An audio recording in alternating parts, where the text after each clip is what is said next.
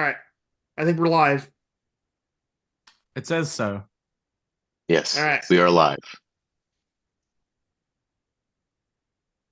What if we were doing this on Saturday? It would be Saturday Night Live. Oh my god. Hmm. Sorry. We're off Or to we're off on a good we're off on a bad good jokes foot. early. Oh, All right. Give me 1 second. Let me share this on the Facebook.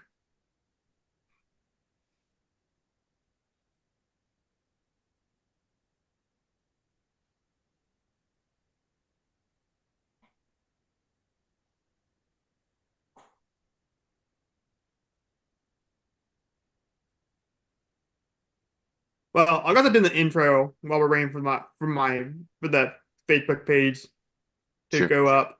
Yeah. Darkest greetings, everybody.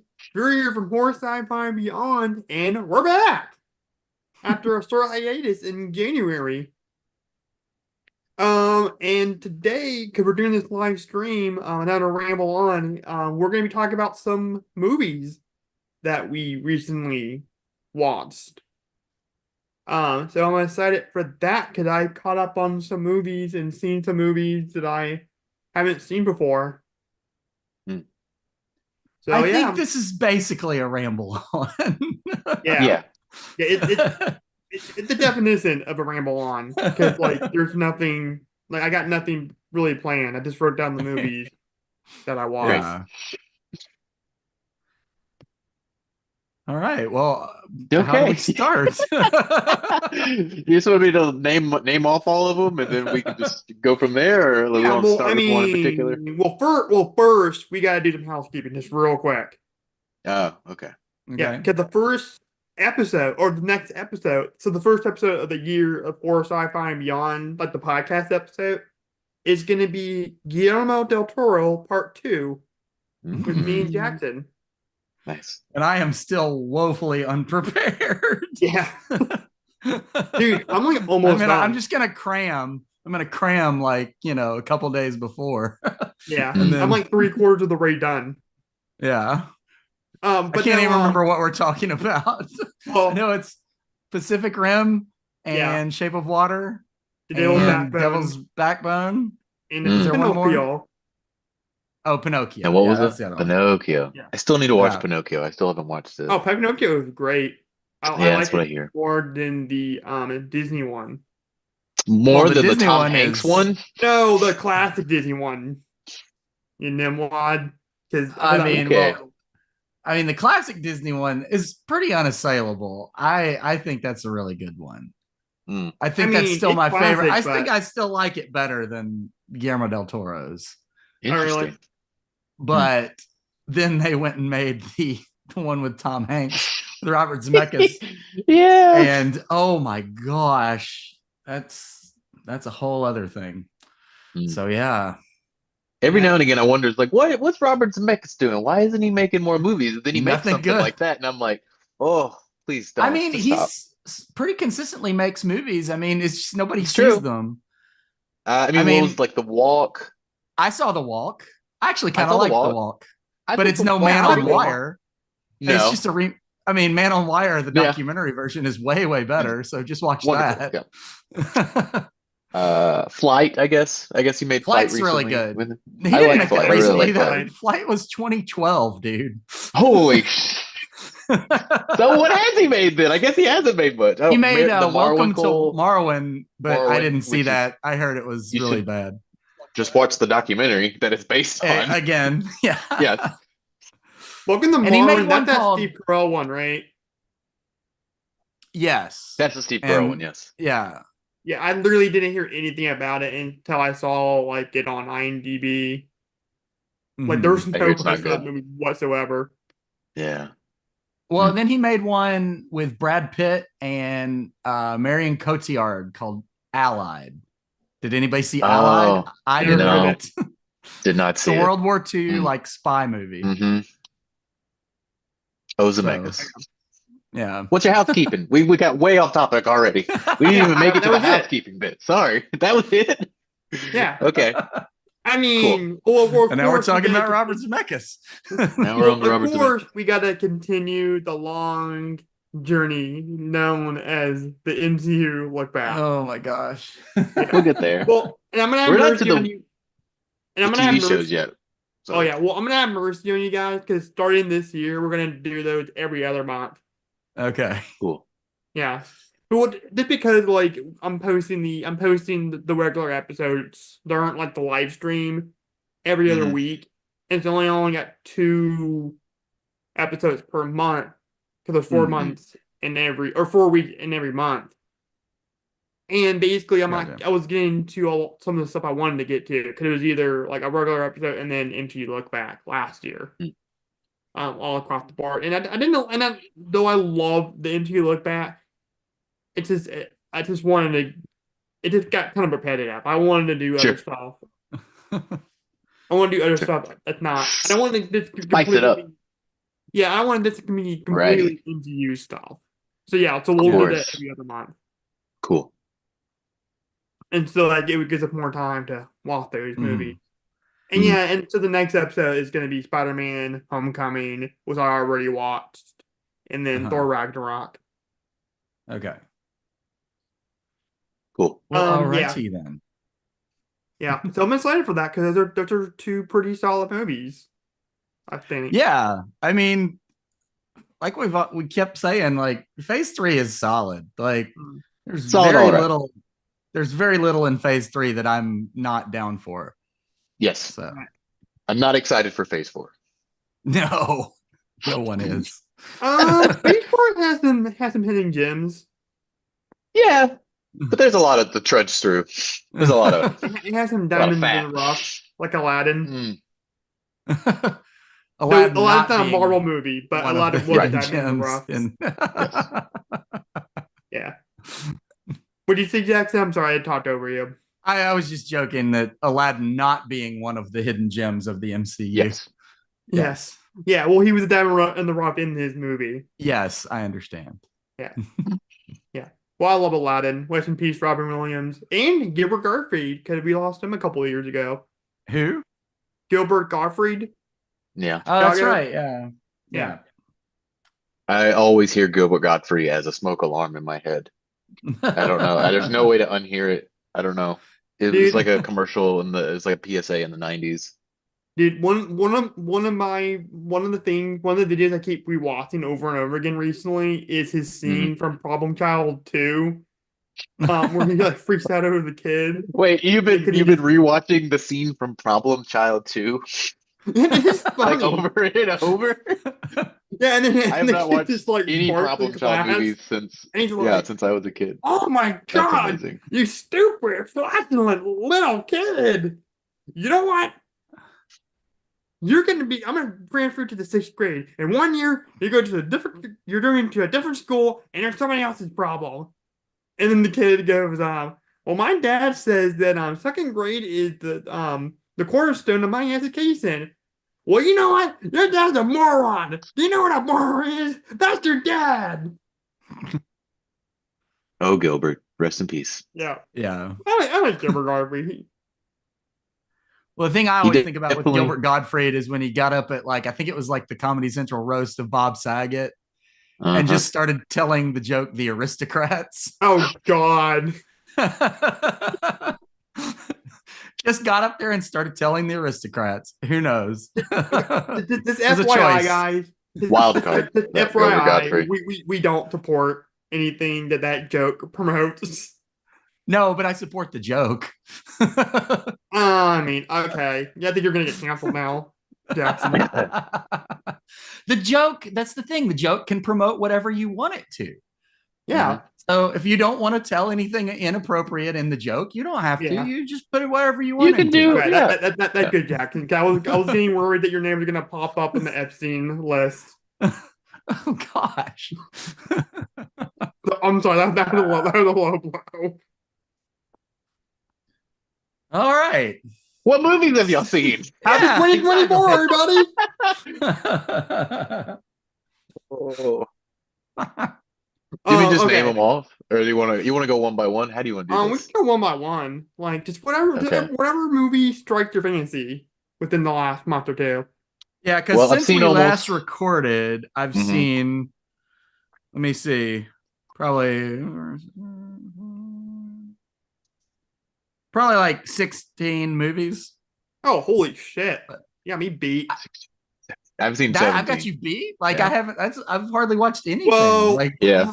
well, there's 7 of the Chucky movies, so that's close to 10. So yeah, maybe we're about the same. okay. Yeah. I've seen about And 17 most of movies. those, actually, you know what? I don't know that I've really watched anything this month. Mm. Those were all just since we recorded in December. December. Because Yeah. like the end of the year, I just crammed a whole bunch of movies Mm. in, and now I'm Hmm. just like I haven't watched really any movies this year. I got.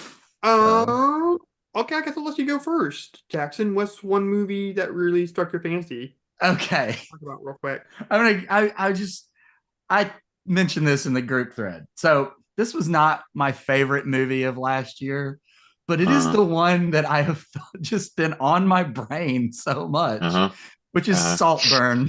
I Yeah. cannot stop thinking about it. I didn't even really Yes. love it, No. but there's something about it that just gets under your skin. And I don't know how much. I don't. Drew, have you seen it still? I know the scene, the I Nikki. There are mean, many scenes. there are There are multiple several. scenes. There are several scenes that are just like. And so I don't want to. I don't want to necessarily give everything away on here, Right. but Please don't, because I do it's one want of to those watch it. movies, and this has kind of been the discourse around it in general. It's one of those movies. It's like I'm not even really sure what the movie thinks it's about. Hmm. Yes. It doesn't really seem to have any sort of philosophical or thematic point that it's making. It's Eat the just, rich, I guess. I mean, I guess that I comes back, guess, guess, but but it feels very muddled. I loved it yeah, up until like the very end, and then I thought it kind of thought the audience was stupid or something. You know what I mean? Like it just they uh, spell everything out for you, and I was like, ah, I guess, but I didn't mind it because I liked the way it was cut together and everything. that's fair. Yeah. And that's really the joy of the movie is sort of a formalistic joy more Hmm. than a sort of narrative or Yes. thematic joy. It's just really fun to watch. Yeah. the Yeah. And the cinematography is amazing, the sets are hmm great. It's just, and plus it's really really darkly funny. Like yeah. Rosamund Pike is giving a comedic genius performance in this I movie, wish there and was Richard more E. of her Grant in the too. movie. Yes, Richard E. Yeah, Grant's great too. I could watch a whole movie of just them two Hmm. being Hmm. like snooty upper crust British people. uh, and that's really like I think the trick of the movie is like because everything is so mysterious, it like you use your own preconceptions about like what you think Right. it's going to happen. And then they kind of turn them on their head on its head somewhere near Uh-huh. the end. I don't want to give anything away, but like it makes you I don't know. It pulls a nice little trick near the end that I liked a lot. And then some of the stuff at the end I was like, oh, it's a little I got it. I got it. You didn't have to tell me specifically, but it's great. It's there's there's at least three scenes in it that will be tough for you to sit Yeah. through, Drew. And Really. that's the thing is like I just admire a movie that really goes for it, Yeah. and Yeah. Saltburn totally goes for it. I don't know what Is it's it going wholly for, but it right? goes for it. Is it wholly successful? No. But I would rather watch Saltburn than any number of just like Maestro. Have you seen Maestro? I did Yeah. see I'll Maestro. probably wait till we I get did close to not like the Maestro. Oscars to watch I it. liked things about Maestro, Yes, but but yeah, it overall is. I was not as taken with it as some people Hmm. seem to be. I would much rather watch Saltburn than Maestro any day of the Yeah. week. I feel like Saltburn's more Saltburn. entertaining. I think Maestro's probably a Hmm. better movie. Yeah. I don't know. I don't know if it's I that good of a movie, but that's just my I opinion on it. okay. Yeah, I think I feel like Saltburn's one of those movies where I have to wait till my mom's on a business trip or whatever or a work trip It would be very awkward if she came in and Yeah, saw you some don't of the want to stuff. watch it with your mom around. It's got some Yeah. stuff. There's so many videos online now of people watching it with their parents, watching What the Saltburn with their fuck? parents, and Well, then yeah, filming because the reaction it released on Prime like at Christmas right before time. it's just time. Yeah. Yeah, so it's like, oh, what's on Amazon? It's a Oh, what's bold choice. Saltburn? It's a movie. Saltburn. It looks like Downton Abbey or something. Yeah. Yeah, But I agree. Mom, you love Downton Abbey. Yeah. for the record, I give both Saltburn and Maestro 3.5 stars on Letterboxd. Okay, For That's totally fair. different reasons. Anyway, What about you, Eric? What's a movie that you want to talk about that you watched recently? I did watch Anatomy of a Fall, and I think it may haven't be seen it my yet. favorite movie of this past year. It's really good. Okay. It's it doesn't it never shows its hand, and it's always super engaging. It drags a little in the middle, but it's pretty great. It Mhm. may, yeah, it's that and Poor Things for me right now. So, Hmm. Cool. but Poor Things is wonderful as well. Also another hyperly sexual movie that is going for Yeah, broke in so Yeah, many Poor different Things ways. goes for it, and but it seemed like that but one. that's a From 10 what out I've, of 10 for me. Oh, well, no, I from what think it I've succeeds in heard, every facet Yeah. that it's yeah. going for. Well, it seemed like from what I've heard, I haven't seen the movie yet, but it seemed like it compared to Saltburn, it seemed like it had more of a point. Like the message is more kind of clear. Poor Hmm. Things has an actual point that it's trying to make. I'm not sure Yeah. Saltburn does. Well, it's finally is selling in my local Cinemark, and I've Uh-huh. debated if I wanted to see it or not. I probably won't, and that's gonna get real awkward. We just don't see it with your mom. Your Oh mom's hell with no, you, hell okay? no. Uh, No, no, I mean, no. If there's gonna be a lot of like crossing, probably yeah. no. I I did see someone type this on put this out on the internet the other day. It was a letterbox review of Poor Things, and it was basically it was like it's the same thing as Barbie, but for people who listen to Bjork. And I was like, that's fair. That's Yeah. exactly right. Well, Yeah, That's exactly right. speaking of Barbie, and I guess I'll get into my sure. movie. I finally watched a cinematic masterpiece known as Greta Gerwig's Barbie. Kind of wonderful. What'd you think? I really surprisingly liked it. I thought I was gonna like it, kind of like it, Hmm. But there's a Mhm. lot of parts where I thought where I was kind of like cracking up or dying laughing or kind of chuckling quite a bit throughout. Hmm. It is very funny. Yes. Yes. Yeah, and I'm so bummed that Margot did not get nominated for Best Actress. Like she deserved that. But I know how you feel Yeah. Yeah. about the Oscars, Jackson. I mean, I would have liked to have seen her in there. I don't know. I didn't see Naiad, so I don't know if I would Yeah. replace Yeah. Annette Bening with Margot Robbie. Yeah. I'm really happy though for America Ferrera I Yeah. mean, getting a she nomination. was good. I don't think she was like Oscar worthy. I know my mom would Well, disagree with that, but she's kind of the heart and soul of the movie though. I Yeah. disagree. I think it's Margot Mm. Well, because you have to I take think I think Margot is the focal point. But you right. think Mhm. about the plot of the movie, America Ferrera is the one who imbues Barbie with all of those qualities through Yeah, her like imagination and playing with Barbies and coming up with new ideas for Barbies and yeah. stuff It, like it that. was Yes. fun to watch. Like I'm not discrediting or saying her performance was terrible or whatever. I feel Yeah. like it was a little bit one note to me, a bit I I for don't me. see For that, me. but For me. okay. That's fine. That's I fair. mean, Uh, yeah. And she was funny. She was I, very funny, and I loved her. The actress that played her daughter too. I thought she was really She good was too. really good. yeah. Yes. Yeah. Mhm. Yeah, but then again, I guess you can see that Ryan Gosling was kind of one note too. Oh, he definitely is, but he Yeah. kind of steals the movie because Mhm. it's easy to forget how funny Ryan Gosling is Oh yeah, because Especially like a super chiseled, like buff. Yeah. he went and did like Nicholas Winding Refn films and stuff Right. like that, right. and he was Place like beyond the being like pines. Mr. Yeah. Stoic, yeah. But Yeah. like you forget, oh no, he's really really funny.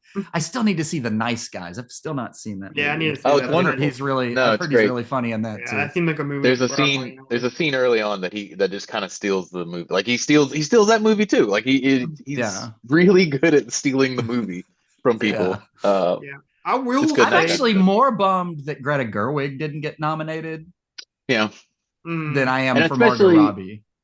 yeah, especially because of the technical qualities of that movie, with production design and everything, and a mm, weird tonal balance that really works of being like Yeah. very very funny, but then also like pivoting to these more sentimental and sad. Like it's I don't know. I think she probably deserved it over. Who all got nominated? I don't remember. I think she probably I don't deserved it over remember Martin either. Scorsese, but that's just me. I did see Killers of the Flower Moon. yeah, It's fine. yeah, and I love me some Marty Scorsese, and I thought Killers of the Flower Moon was for me a much more enjoyable movie, or not enjoyable, but more Enjoyable. well, I don't know if I'd yeah, say because nothing, enjoyable. Yeah. yeah, nothing's more enjoyable than seeing Native American people that used to live here and we overtook their nation get screwed over by the white man. Yeah, it's a Yeah, blast. And I'm joke Right. that guy, it's that's a a good time. joke. I It's a don't good time. Yes, actually. we all Yeah, know it's a joke. Yeah, I will nowadays. You gotta like, you gotta tell people that you're of course. joking because they didn't think you'd be kicking out of Kills the context. Flower Moon, I think, is the more successful 3.5 hour movie, more so than The Irishman, but Yeah, I was it not a is fan of a the Irishman. slog See, I to never get saw The through at Irishman points. because it didn't get a big theater release, and I Mhm. would have It gone to didn't get see it in any the theater theater. release. Yeah, yeah. Yeah, It got a limited one, like, but it Oh, was did like it? very limited. It was like when they released like Glass Onion. They did Like like two a days. You week get or 2 days to something go like, see this. yeah, Yeah, you have no time to go see it. So I didn't get to see it in the theater. yeah, And a 4 hour movie, I'll watch 4 episodes of a TV show, but a 4 hour movie yeah. on Netflix, I'm not, for some reason, it's not the It's same hard. thing. yeah, and The yeah. yeah.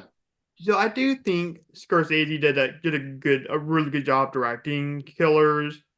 But Mhm. like, if you gotta like take that compared to what Greta Garwin did, taking like a toy, like a doll, I mean, and giving it so it's a much valid life. point. Like we've seen Scorsese do this Mm, before. Like So many times. Yeah. he can direct this in his sleep. right. Well, I Uh, guess we'll get to Greta my Gerwig is other doing one. something much more daring. Yeah. Yeah, and I got, fresh. Like I feel like we've seen this movie Scorsese's made before in some ways. yeah. Like you change out, it's basically just a gangster movie again. It's basically just Goodfellas or any of those movies. It's Mm, just Gangs of New York again, but now on a reservation. You know what I mean? Like Yeah. yeah. Well, I don't yeah. I know. guess we're getting to my other movie that I wanted to talk about, which was Killers of the Flower Moon. Mm, I will say, even though the like the topic is different, which is Native Americans, basically like a white director taking on that Hmm. subject. If you think about it, the themes are exactly up Scorsese's alley. It's Oh about yeah. hmm. greed and power. In Yeah. every, and that's the thing I love to do. One of my favorite things to do as a film fan is take a director and talk about and find that like similar themes in each of one of their or a lot Yeah. of their movies. So Spielberg, father figures, James Cameron, anti-war, Mike Flanagan, characters looking back to their past. Mm, Yeah. Um, Scorsese is all about power and corruption. I mean, yeah, that's one thing. Mm. I mean, I also think there's a strong spiritual undercurrent to a lot of Scorsese's movies, Yeah, even yeah. I ones guess you wouldn't so. necessarily think of. But I mean, you've got to think of some of the movies he's made. This is the guy that made Silence and Mm, Kundun and The Last Temptation of Last Temptation Christ. of Christ. Hmm. right. And Yeah. yeah. And I think this movie is in that tradition as Mm, well because Mm, of the way that it presents kind of uh the Osage culture and their mm. hmm. sort of rituals and the way that they look at the world and Yeah. everything. Well, and that's Yeah. the thing Very about it strong is, movie. it kind of gave me a similar feel to that Watchmen series that came out on HBO, where it opens Hmm. up on the Tulsa riots, Yeah, because it which Hmm. takes was place around the same something time. Yeah. fucked Yeah. up in our society that I didn't know anything about. Yeah, they And don't yeah, teach that kind of stuff in school. yeah, unfortunately. Weirdly enough, Um, I did know about the Osage murders. oh, really? I didn't know much about them, but I knew that they had Mm. happened Mm. because of this old Jimmy Stewart movie called The FBI Story, Oh, Yeah. okay. which it's not a movie that a lot of people know from Mhm. Jimmy Stewart, but it's sort of this. It's a very sort of long episodic look at the formative years of the FBI through Mhm. the eyes of Jimmy Stewart's character, who's fictional. Right. But in the movie, one of the little episodes is they go to Oklahoma to investigate the Osage murders. So like Bill and Rita Smith, the people in Killers of the Flower Moon whose house gets blown up, Mm. that's also presented in the FBI story. Oh, nice. Oh, So I interesting. knew that that had happened, but I did not know the extent or the details of it. I Right. still need to read the book. I have it on my Audible, but I haven't Mhm. started it yet. I'm Yeah. very intrigued to read that though and get Yeah. some more information. And one more thing I do want to ask real quick. Didn't or I want to kind of put out there the part where Leo's character finally gets arrested, gets caught and gets arrested, and he's Mhm. interrogated.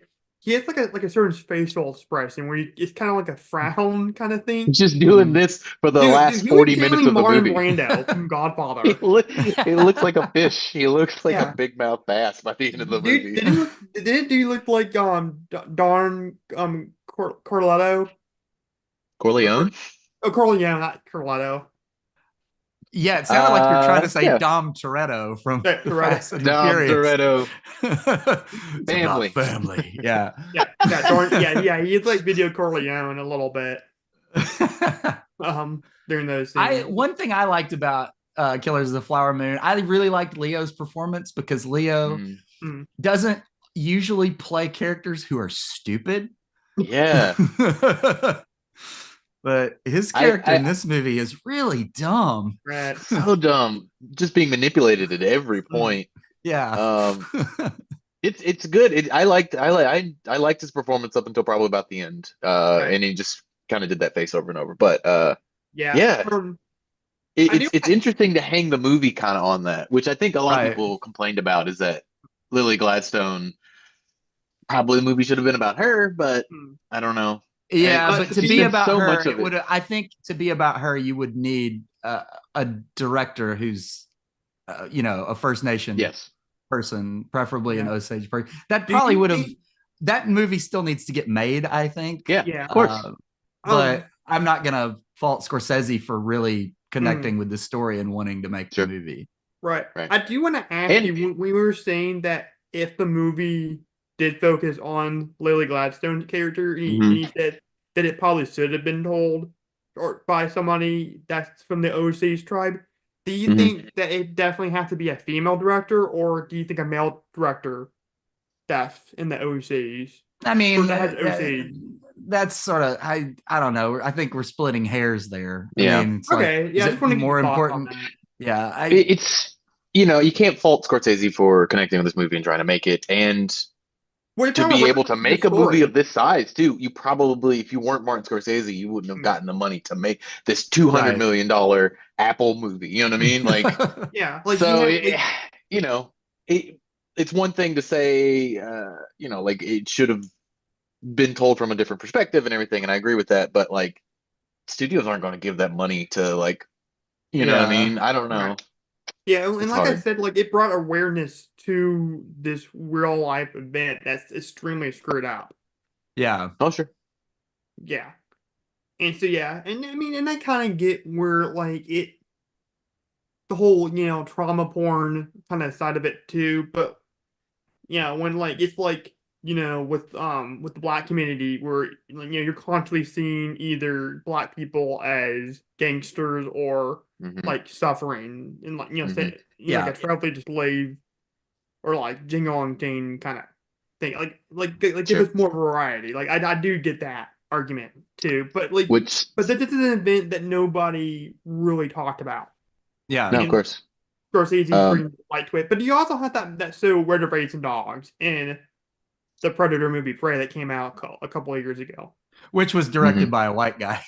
Right, but Yes. like it was the main focus was on the Native American people. Right, exactly. Yeah, but they should have. But they filmed it in like English. I don't know. I liked Prey, but I didn't love Prey. Oh, I love But Prey. I speaking thought it was about I think like, Prey's really cool. I think it's Yeah. cool. But also speaking about like representation a little bit, I did see American Fiction, Has anyone Hmm. seen that? I No, want I to see really that. want to. That That looks that's It's on my good. really top good. one of like movie that got nominated this Yeah, year. it's really good. It's really good. Yeah, It's that worth and Yeah. Poor watching. Things. Jeffrey Wright's great in it. Sterling K. Brown. Mhm. He's not in the movie a lot, but every scene he's in, he kind of steals. He's a Ryan Gosling of American Fiction. Yeah, But it's good. It's really Sterling good. Brown is great. I Yeah. love Sterling K. Brown in Aunt for Jesus. Oh, I never I don't know saw if you Home for guys saw I that Jesus. haven't movie. seen that. No. Yeah, I saw that movie a couple of years ago. Now I gotta say Okay. everything that came out in like 2022 was a couple of years ago. Like that's throwing me It's off. all it all blurs together in my mind. Anything from Yeah, like 2019 to now has been like 1 year. It's all one year. Yeah. yeah, but yeah, no, I saw that movie. It was really funny. Oh, oh, go ahead. Yeah, it makes fun of televangelists, but particularly Yeah. Mhm. ones in the black community. Hmm. And it's all a black cast. Like there's not one white person in that movie. Yeah. Nice. Yeah, I but gotta I'm tell not saying you, anything against that. It was just an observation I was making. yeah.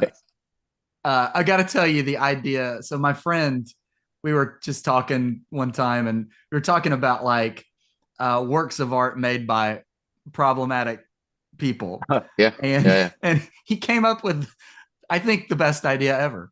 He says, okay, what we need to do is we need Bruno Mars to Yeah. re-record Michael Jackson's entire catalog. Mm. And then we'll use the Yes. proceeds from that to digitally replace Bill Cosby and the Cosby Show with Sterling K. Brown. Ah, you know what? Okay. Okay. Genius. Give this man $1 million. That's funny. That's awesome. Real quick, do you mind if I mention a couple of books I've been reading? Sure. Okay. Oh, actually, before I get to that, I forgot to mention this because I said that's all, before the stream. I don't know if any of you guys saw my Facebook page, but I actually finished the first draft of my stream fan film, which I'm really excited for. And I think for something that I've never for a for like a script that let me start over. For my first time writing a script, I think it turned out pretty good. Cool. I All think it right. turned out really, really good. So yeah, Send it over. Read it. Read it live right now. nope. Yeah, we go 2026. 2026. That is a long time. Yeah, well, That's that's when the crazy. original. That is like 2 years from now. Yeah, well, we had to have time to work on it, and then it'll be 30 years since the original Scream movie came out. By You were then. talking about shooting it in June. Earlier. No, I said I want to be done. I want the final draft to be done by June. Oh, okay. Yeah, Okay, that's you fair. were listening to me properly, Eric. Yeah, yeah, it's okay. But anyways, yeah, so I'll definitely be updating you guys on that. When we have more developments on that. And hopefully we can get that off the ground pretty smoothly. Because I'm definitely looking forward to it for sure. But anyways, going to the books that I've read. As a lot of you guys know, I'm an old school hard rock and metal fan. Led Zeppelin, AC/DC, Metallica, all those guys. And the last couple of years I've been really getting into Judas Priest, the Lords of Heavy Metal. And I've been listening to an audiobook of the lead singer. Mhm. His autobiography, name Confess. Hmm. And That's Rob Halford, right? yeah, Rob Mhm. Halford. Okay. Yeah. Yeah, and he reads it. And I think Cool. it's really interesting. That's the thing about a lot of these rock stars like Ozzy and like Dee Snider and Gene Simmons. They're like wrestlers. Like they have the persona on stage and in the ring, Yeah. Mhm. but like when you interview them or like when they're not doing their thing, like they're just regular people. Sure. Yeah, and you think like Rob Halford Well, is like they're like nerdy guys. Mm. Like especially metal guys. Metal guys are super nerdy. yeah. No, and that's the thing about it is like you think like Rob Halford and Judas Priest, you think Right.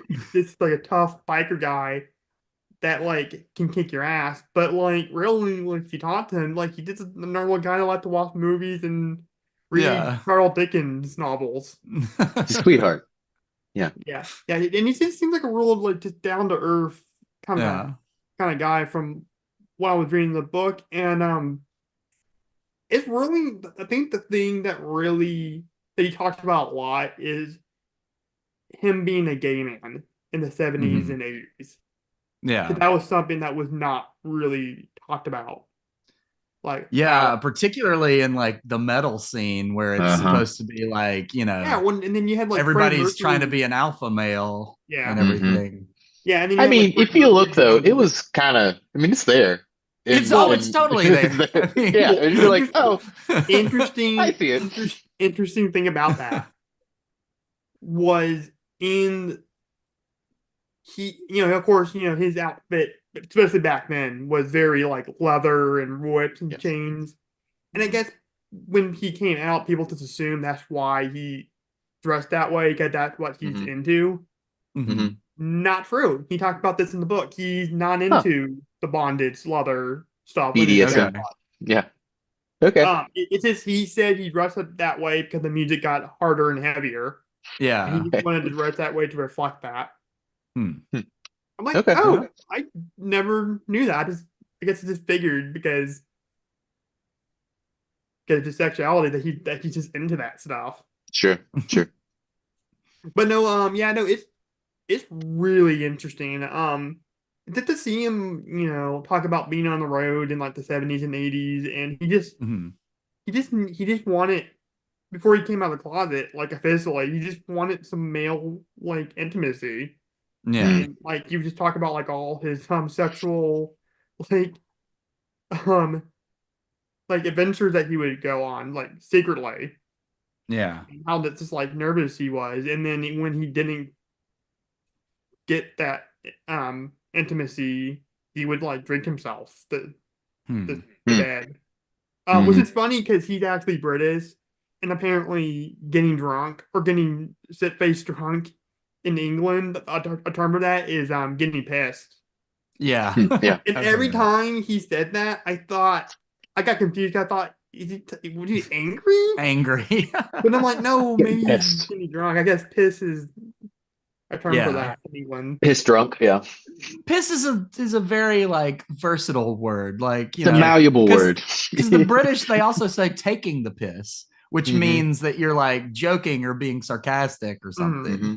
So Right. But no, yeah, no, it's a really interesting book. I'm really enjoying listening to it. Kind of just hearing him talk about like his different experiences and all that stuff. And he seems like I said, he just seems like a really like just down to earth like person, like a genuinely like nice person, despite what his persona on stage is. yeah. Sure. Sure. What was the name of the book again? Confess. Confess. Cool. Yeah, but no, it's really good. And they're actually giving a concert in Missouri on Oh, my really? actual birthday. Hmm. So Nice. I've been keep bugging my mom about getting tickets for that Mm. because I would love to go. Because I mean, this dude's like in his 70s at this point, so I'm Yeah. not gonna have too many more He- opportunities to go see him. sure. He's probably still rocking. He's probably still got it Dude, his going. voice is still like incredible That's in his wild. old age. Like it's Mm. amazing. Some of those guys never lose it. Like another example of that is Billy Idol. Billy Idol's never Oh, Yeah. lost really? it. Billy Idol's all, like 70 years old and he still Mm. performs like shirtless and his voice sounds fantastic. Right. So, yeah. Yeah. What's really cool is there's a docu-series that came out on VS1 Classic a number of years ago, like back in like 2010, 2011, called Metal Evolution. It's Hmm. basically the history of metal. Mhm. And the first episode is like the pre-rock stuff, like like the blues and classical and whatnot. And the person that put the documentary together, Sam Dunn, sat down with Halford, and Halford basically said, when I was a younger, I used to work in an opera house, and I was just amazed with what Mm. these guys could do with their Mm. voice, and I wanted to do that. Hmm. Mm. And yeah, so like so yeah, it's kind of cool to see like other influences that you wouldn't think would be a big influence on metal. Like the opera, like that's not very metal, but no, like Rob Halford, like the metal god, Sure. as his Yeah. nickname is, was influenced by opera music. You can draw It makes inspiration from sense. anywhere. Yeah. I mean, a lot of metal is very influenced by classical music Yeah, and Yeah. blues. And, because it's so yeah. technical. Yeah. Mm-hmm. Yeah, like hell, like these guys like covered a Joan Baez in Fleetwood Mac song in the early days. Like Diamond and Rust, the Joan Baez song, and then they did the Mm-hmm. Green Manalisi, Hmm. the Toon Pawn Crown. Which I just found out that that was a Fleetwood Mac song. I did not know that was originally Fleetwood Mac, Oh, okay. which is pretty cool. The other book I been reading, this is one I'm actually reading, is The Final Girl Support Club by Mm. Mr. Grady Hendrix. I have that one on my Audible as well, and I still Yeah. haven't read it. Yeah, I wanted that would be pretty cool to listen to on an audiobook. Mm-hmm. But this one's really good. It basically, as you would guess, like a group of final girls. Like Mhm. they actually experience like a murder and like a massacre, like in a horror movie, and then they Mm-hmm. made horror movies based off these events for these people and basically Mm. profited off of it. Um, and then they went on and did different things. Mhm. Like I think one of them like wrote a book or something like that. It's really there's a lot going on in this book, believe it or not. Okay. For it to Hmm. be Okay. surprisingly, because this is like a 300-page book, Yeah. roughly. Hmm. But there's a lot of like different like backstories and all that stuff Okay. going on. But basically, they're in like this little support group, and then one of them gets killed Mm. in similar fashion as what they experienced years ago. And Mhm. then this killer or killers um is coming after them. Mm. Okay. Yeah, Cool. and the cool thing is that the movies or the events that they experience is very similar to actual slasher movies. So you have like the kind of Mm. like Friday the 13th movie, Mm-hmm. you had Mhm. like the Nightmare on Elm Street type movie, you had like the Halloween type movie, and they get Okay. into like what happened, like the actual event, and it's Mm. pretty similar to the real life movies, but with a Mm. Okay. twist that they change it up a little bit. Gotcha. Okay. Yeah, I I'm need Cool. to like, get to oh, that that's one. pretty cool. But that's all I can say about that. Because if you guys want to read it, then I don't want Yeah, don't spoil it. I don't want to spoil it. I may actually That's listen all to I it. have to say about that. to. All right, Eric, I'll let you go. Is there another movie or even book or TV show you want to talk about? I mean, I would say, I mean, I powered through a lot of stuff over the break. I've seen most of the stuff that got nominated for Oscars so far. All of them pretty good, except for Maestro. I don't really like Maestro, but the rest of them are all pretty good. I will say one movie that I don't think a lot of people probably uh, have seen, and it may just fall on the radar, is a movie called Suitable Flesh with I heard it. Heather Graham in it. Um, Okay. I like it her. is it's very like H.P. Lovecraft inspired. I think it's written off of one of the books. It's very Stuart Gordon like Reanimator Okay. throwback. It's got Barbara Crampton in it, who was in Reanimator. And it at first it doesn't work. Like the first like hour or so, or like 30 minutes or so, it's just like I see where this is going. And then at some point in the middle, it starts to work. And it's the weirdest thing. It's pretty great. Hmm. You should check it out if for like throwback horror movies. Don't go in low expectations, but Oh, it's speaking pretty of good. throwback horror movies, I finally watched Totally Killer on Amazon Prime. That's fun. I Yeah, I really enjoyed that. liked it. Yeah. Wait, what? Watch what? What was it? Totally Killer. Totally killer. I don't know what that is. It's another one of these that's like, you know how they've been taking like 80s and 90s comedies and rebooting them as slasher Oh, movies. yes, yes, This yes. is Sorry, I did the see that. Back to the Future version of Right, that. Yeah. right. They did Freaky, and then they did, yeah. It's just all those Yeah, they basically. did. I Basically, they saw take It's a like Wonderful Knife. That one wasn't very good. Mm. yeah, I think it's the same But guy who wrote It's Totally Killer. I think, but I could be wrong. totally. I'm not Maybe I sure. may be wrong about that. But I can't but it remember does who seem did like they Totally just take Killer. like an old movie and then just put like a little horror spin on it, and then that's Yeah. really it. Yeah, Totally it Killer is works one of sometimes. the better ones. I think Freaky Okay. is the best of Yeah. that Yes. whole Yes. like little thing. Yeah, the And only other one I Happy Death watched Day is was okay, but yeah, that's the yeah. Happy one I Death Day's watched. fine. I actually like that one more, honestly. Hmm. Okay. Totally Killer. But what Totally Killer is the premise is it's about these four girls named the Mollies, because they're obsessed with Molly Ringwald. They're high schoolers in the 80s, and three of them get Hmm. killed by this killer. And then the one that survived, her daughter, goes back in time before the murders Hmm. took place to try to stop it. Yeah, so it's Back to the Future, and it's also got Mean Girls thrown in there too. Oh my God. Okay. Really, I was getting more of a Heather's vibe because they're named. Sure, Heather's Mean Girls. I mean, Heather's is the original Mean Girls. it It makes is. sense Yeah. now. Yeah. Yeah, I like Heather's. It's a pretty good movie. It's not my favorite. It's been a long time since I've seen Heather's, so I don't really have much of a memory for it. Yeah, I've my seen Mean mom Girls hates that more movie. recently. Heather's. I watched Heather's a lot as a kid for some reason. Like my mom liked Heather's, even though it's completely out of the realm of things that she would like. But Yeah, I've seen Heather's like 20 it's times super probably in my raunchy entire life. too. It's super raunchy. I don't know. I kind of love Heather's, but it's been a I minute like it since I've seen too. it too. Yeah. I mean, my ultimate high school movie is The Breakfast Club. I know that's like cliche, but I, I mean, it's kind of hard to beat. I think my Yeah. favorite high school movie is Dazed and Confused, though. I Mm. haven't seen that one. Yeah, I Days thought and Oh, you never seen Confused. Dazed and Confused? Daisy. Oh, get Drew, off the stream right now. Get off the stream right you now and should go watch Days and Confused. seriously. Dazed and Confused is right up your alley because Yes. it's not unlike The Breakfast Club because it's Mm, another just Mhm. hangout movie. yeah. Yeah. It's just like one day Mm, and you follow all these characters and see what sort of shenanigans they get into. Yeah. yeah. It's like It's what really fun.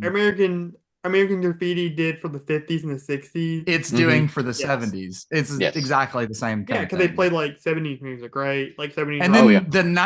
the 90s version of that is Can't Hardly Wait. Oh, really? Yes. Yeah. Can't Hardly Wait's great too. Yeah. Can't Hardly Wait What's is really funny, good. Winter That's Win- actually a good trilogy. American Graffiti, Dazed and Confused, and Can't Hardly Wait.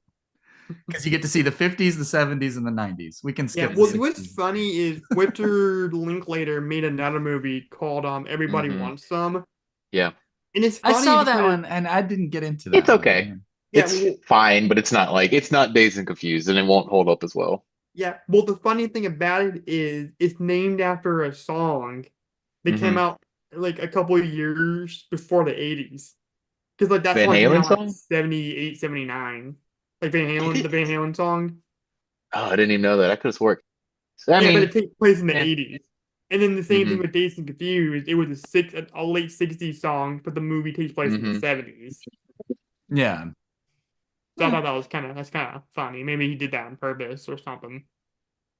I mean, they still probably would have been listening to that Oh no, song. absolutely. And I just thought it was a coincidence.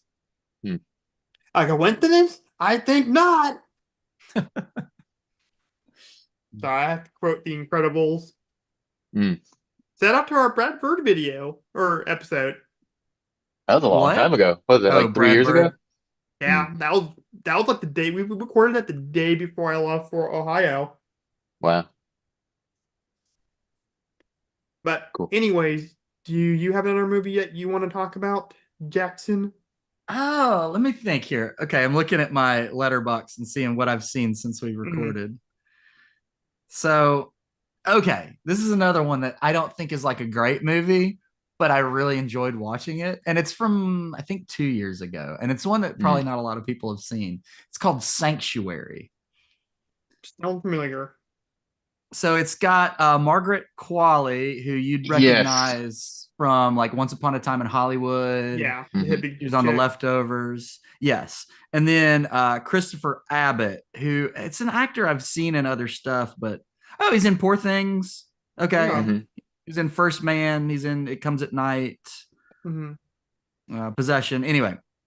So Margaret Qualley plays a dominatrix, and Christopher Abbott plays this guy whose father was like a hotel tycoon and has recently died, and Christopher Abbott's getting ready to take over the company.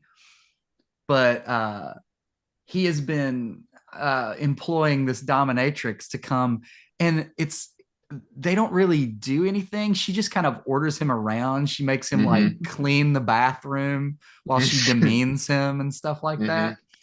So I don't want to give too much away about the movie because it takes place basically in one hotel room, but it's just those two like going back and forth. Just a two-hander, yeah. It's a two-hander, yeah. But it takes some twists and turns. But basically, he has decided that he no longer needs her services. Okay. Because he is about to take over this big company, and he doesn't need like this sort of thing getting out or anything like that. So he's basically just trying to fire her, and she does not want to be fired. Now, that may sound a little dark, but this movie is, and it is dark, but it's also kind of a rom-com. Okay. I don't know. I've never, and like I said, I don't think it's a great movie. I think the script is fine. It maybe is a little bit too expositional at times, but the performances by Margaret Qualley and Christopher Abbott are really great. And Margaret Qualley is especially just going way over the top with her performance, but in a way that totally works for the type of movie that it is. Okay. So I don't know. I thought it was fun. I can't remember what I watched it on. I can't remember what streaming service it was on. I think it's on Hulu. Yeah, I've been wanting to watch it. Right. Yeah, I've been wanting to watch it. It's on my list of things to finally watch. It's fun. Yeah. Look like Eric just disappeared, like the Invisible Man. I'm coming back. Hang on. You're doing this live. We can't just pause for a second. Invisible Man. But I like that song. Queen. Which song? The Invisible Man by Queen. The one that goes, I'm the Invisible Man too. I'm the Invisible Man too. I don't think I know that one. Yeah. I thought, dude, if they ever do an Invisible Man movie, like a funnier one with Universal, I think it'd be really funny if the Invisible Man turns on like a record player and is that song. That'd be pretty funny.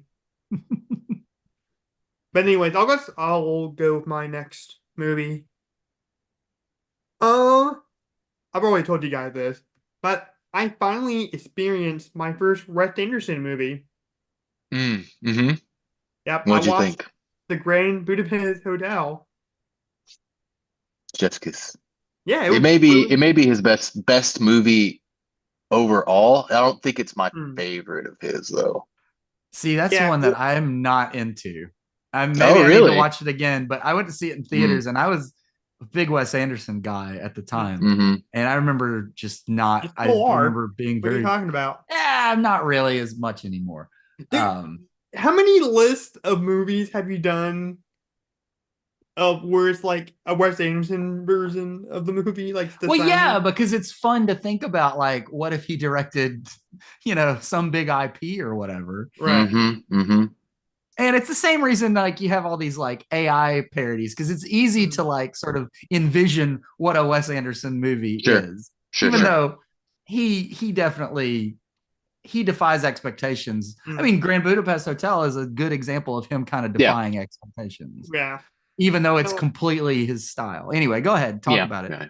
But no, I really like this. My birthday weekend last year, me and my grandma were at about because we're about to go see Guardians 3, and we were just kind of hanging out before the movie started.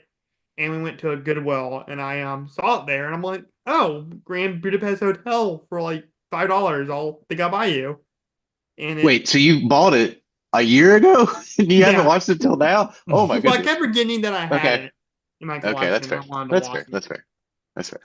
But no, I really. Go ahead. Sorry, but no, I really liked it. I can definitely tell that Anderson is the definition of an auteur director, like a director with a particular style. Like he has his own style. Yeah, he's unmistakable. Yeah, Well, the thing is, um, on my Psycho Blu-ray, there's a Mm. documentary about Alfred Hitchcock, Hmm. and one of the people on there said Alfred Hitchcock is one of five directors where like the name is its own genre onto itself. Hmm. And I agree, but I disagree that there's much more than five. Like there's a handful of directors that Oh, you there's could, way I more mean, than five. yeah, I mean, yeah. yeah, like I can Hitchcock. name five just off the top of my head that are working right now. I mean, Christopher Nolan Hmm. is one, James Cameron is Yeah, one. yeah, Uh, Not maybe not Cameron. James Cameron is totally a genre unto himself. That's yeah. debatable, but I think definitely Wes Anderson is definitely his own Yeah. genre for sure. For sure. And you know that you are an auteur director, like a director's director, is at the very beginning of your movie when you press play, it says please watch in 16 by 9. Oh, does it Because say this movie that? there's like different timelines. Like it takes place in Right. like the 80s where like this author interviews this character named Zero, who Hmm. was a concierge or not a concierge but like a bellboy. He was the bellboy. Yeah. Hmm. Yeah, Yeah. at this hotel when he was younger. And that's shot in like the regular 16 by 9 or whatever it is, Hmm. like the regular aspect ratio they were used to seeing. And then when it cuts back, or when it goes to like the 40s to the 30s or whatever it is, it's in the 4 by 3, like the old Hmm. school, like what you would see in that time Yeah. period. I think there's three different formats in it. There's I can't three. remember. It's There's been a minute. three. Yeah. Oh, there's 16 by one in the 9, there's 80s. 4:3, and then there's like one that's like, I forget what the other one is. But Okay. yeah. But I thought that was really cool, and I, of course, wanted to respect Anderson and keep it the way that he wanted you to see it. Sure. Mhm. And my rule is if it's a movie that came out before they stressed out the aspect ratio for a larger size, like a Universal Monster movie or like Wizard of Hmm. Oz, whatever, I will stress it. I will stress it out. Oh, really? Yeah. But if it's a movie like this, or now I'm never gonna watch this movie again. But The Whale, if I ever Mm. decide to watch The Whale again, I Hmm. will keep it in the aspect ratio that the director intended. Because Mm. yeah, they had the option to film it in a larger ratio, but they decided to keep it in the smaller one. And I want to Sure. for a reason, and I want to respect that. I don't understand Technically, why you would stretch out the older ones though. That doesn't make sense yeah. to me. I don't know. I just have a weird thing. I have because like especially with like a Wizard of Oz type of movie, like where it's like a spectacle, Mm. like it's like Yeah, but colorful. when you do that, does it distort the image or does it just cut off the top and bottom of the For image? me, it It really has to only cuts distort off it the a little top and bit. bottom, but it's not that big of a Yeah. deal. Like I'm So fine are with you it. actually stretching it or are you just making it fill the whole screen? I'm making it fill the whole screen. Okay, so you're cutting off the top and bottom of the Yeah, but it image. didn't bother me that much. Like I'm fine with it. Yeah, but you're not watching Hmm. it the way that it is intended to be seen. But they didn't have any other toys back then. It That's what I'm doesn't saying. matter. It was the way it was intended to be Okay, well, seen. this It's is the how I way watch everybody movies, else. Jackson. Okay, I'm just The saying. first Evil Dead was shot in 4:3. So if you're watching the first Evil Dead in Yeah. 16 by 9, you're watching it the wrong way. Well, I have a version. To be fair, I have a version of it where you can choose the aspect ratio. Mm. But then Mm. again, I did watch Night of the Living Dead the other night just to fall asleep Hmm. too. 'Cause that's a good movie to fall asleep to. Okay. Okay. But I did keep it in the original aspect ratio Okay. for whatever reason. I don't know. I'm weird that way. Like for some reason, when I watch like a Frankenstein, Wolfman type movie or Wizard of Oz, Hmm. I want the screen to be filled up. And it Does it and not? Does it not like cut off people's foreheads? Does it not do no, this a no, lot? well, but it's not distracting. It's more distracting where it's like the black bars on the sides. I feel like that would be more distracting. I don't know, but But to each their own. here's the thing, Eric. When Wes Anderson makes the choice Uh-huh. to do it in 4:3, Uh-huh. and I watched it in 4:3, I'm more immersed because he films it with that in mind. He feel like he really Yeah, but utilized. older movies were filmed with that in But mind with too, that in because mind, yeah. But I don't feel that was as their immersed. aspect. but I don't feel as immersed This in the is such a four weird three cover. older movies. Okay, how do you Wow. feel about Okay. full screen DVDs? Ooh. That's a Back from different topic when our entirely, TVs were Jackson. square. It's Hmm. really not. Pan and Scan. Do you ever see Pan and Scan VHS? It's like there's a version of Last Action Hero that I can't unsee that is pan and scanned all over the place. And it's 4:3, but it was like they have to like move it all. I don't know. Right. This Last is Action strange Hero conversation. used to be one of those movies that was so hard to find Uh-huh. in a widescreen DVD. Yeah. It's still one of those movies that's kind of been Mm. lost almost. Yeah. Like, I think you it know, just got re-released. It just got remastered like last year or the year Yeah. before, or thank something like that. goodness. I Yeah. like that movie. I think it's fun. I can I think it's an officially underrated classic. Not I Yeah. can classic, but it's officially underrated. turn It's in definitely my underrated. movie buff card for that comment about aspect ratio. No, it's fine, man. Like we all lost, we all experienced our movies in our own way. Like if you want to watch older movies the way that they were filmed, the actors pretty good they were filmed. That's totally fine. I feel more immersed if it's stressed out.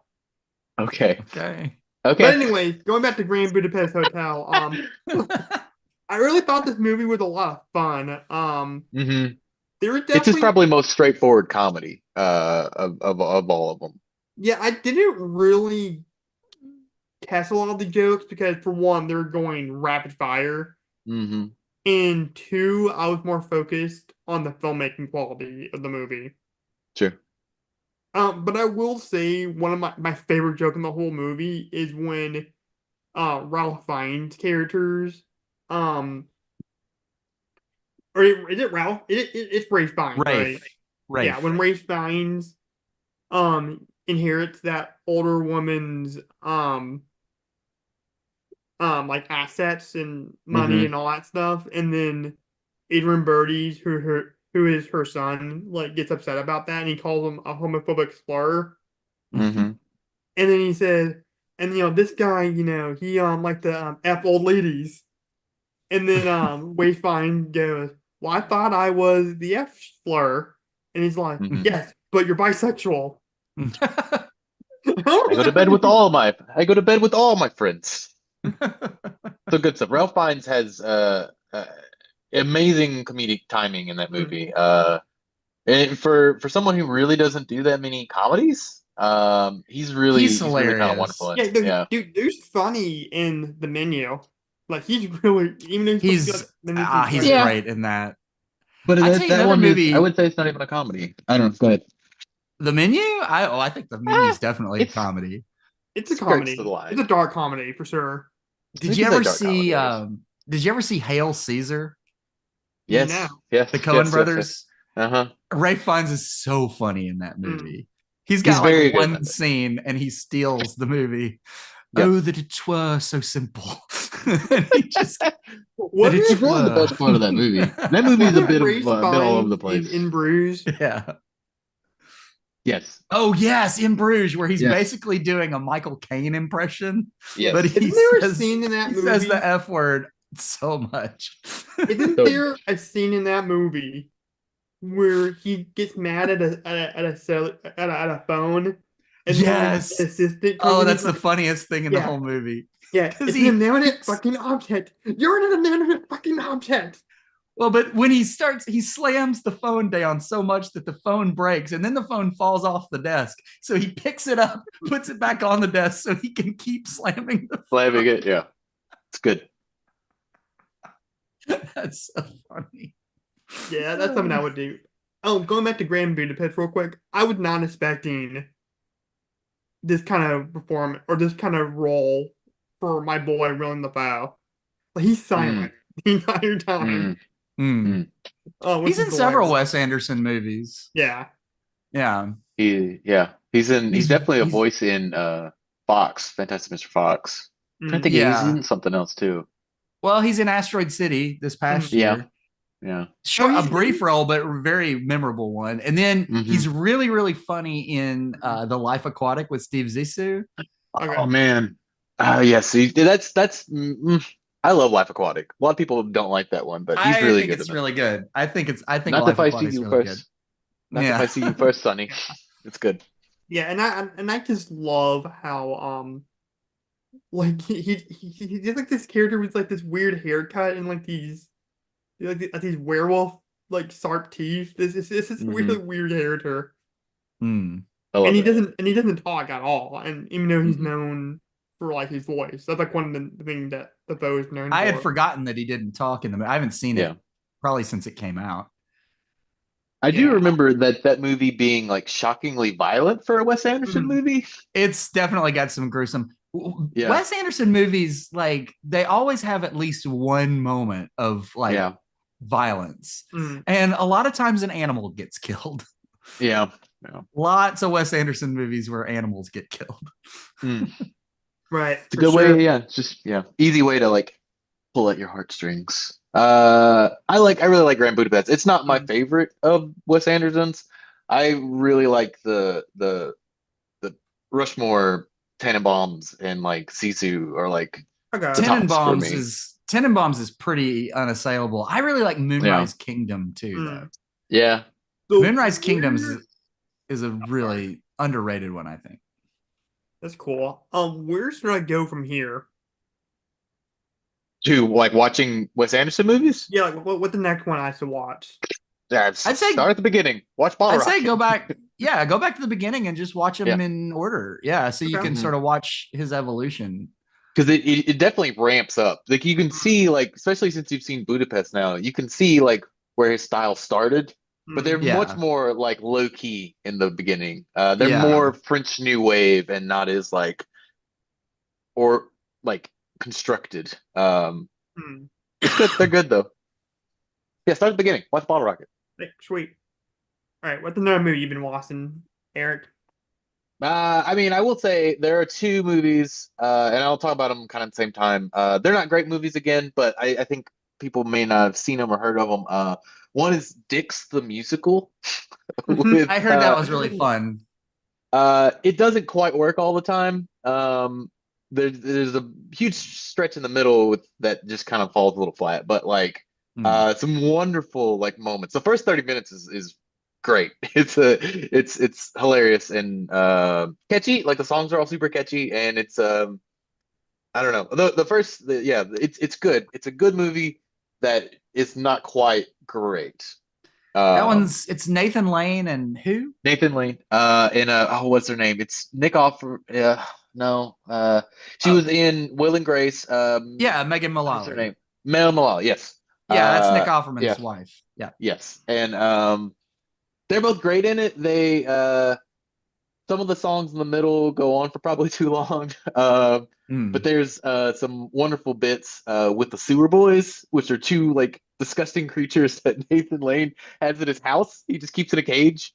They're wonderful. It's wonderful. It's Okay, great. did not expect to Interesting. hear that sort of thing Yeah, being in the it kind of movie. comes out of nowhere, and when you see it, you're like, Okay. "Oh, this is something new."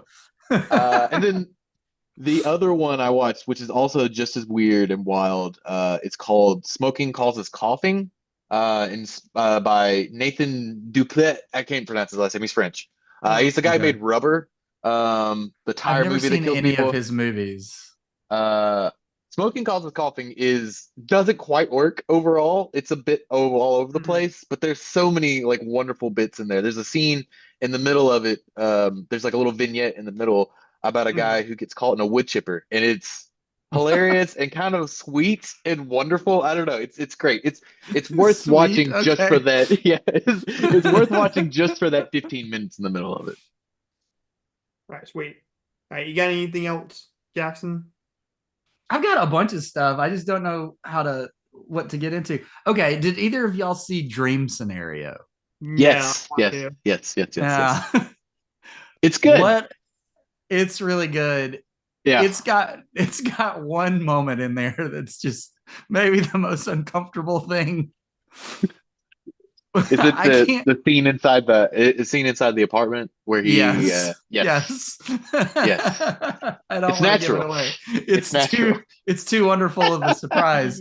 But Yes. this is a mode of Nicolas Cage that I really enjoy, which is Mm, Nicolas Cage playing like a sad schlubby person. We've yes. seen it before in Hmm. like Adaptation And what's some of the other ones where he's done that? I can't think off the top of my head.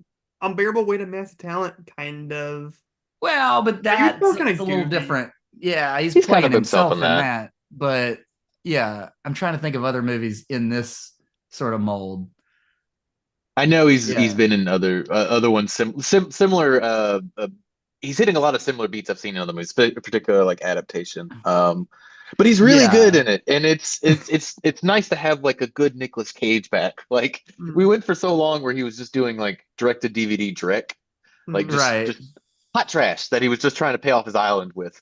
Because I And think, so it's nice. well, and I think people kind of forgot how good he is Yeah, because he tried some like more mainstream stuff that didn't work. He had like The hmm Wicker Man, you yes, know, movies like that were Predator. just really terrible, even though he's just going for it because he always goes all for in. it. He goes all in. Not the And beast. then, Not the beast. oh my gosh. Okay. So good. You But bitches. You yeah, bitches. Killing me won't this bring back the phase of damn his honey. career, he's gone back to working with like interesting filmmakers, Hmm that have a and weird ones. He did that one movie. Yeah. What was that one that he did? No, I can't think of it right now. It was with that Chinese director that made like Suicide Club and Oh. also Oh made shoot. What is that? I can't remember. I know what you're I talking can't about. remember. I didn't see it. Um, I need to finally watch some of these ones that he's done that are like because I didn't see the one that's sort of like Five Nights at Freddy's.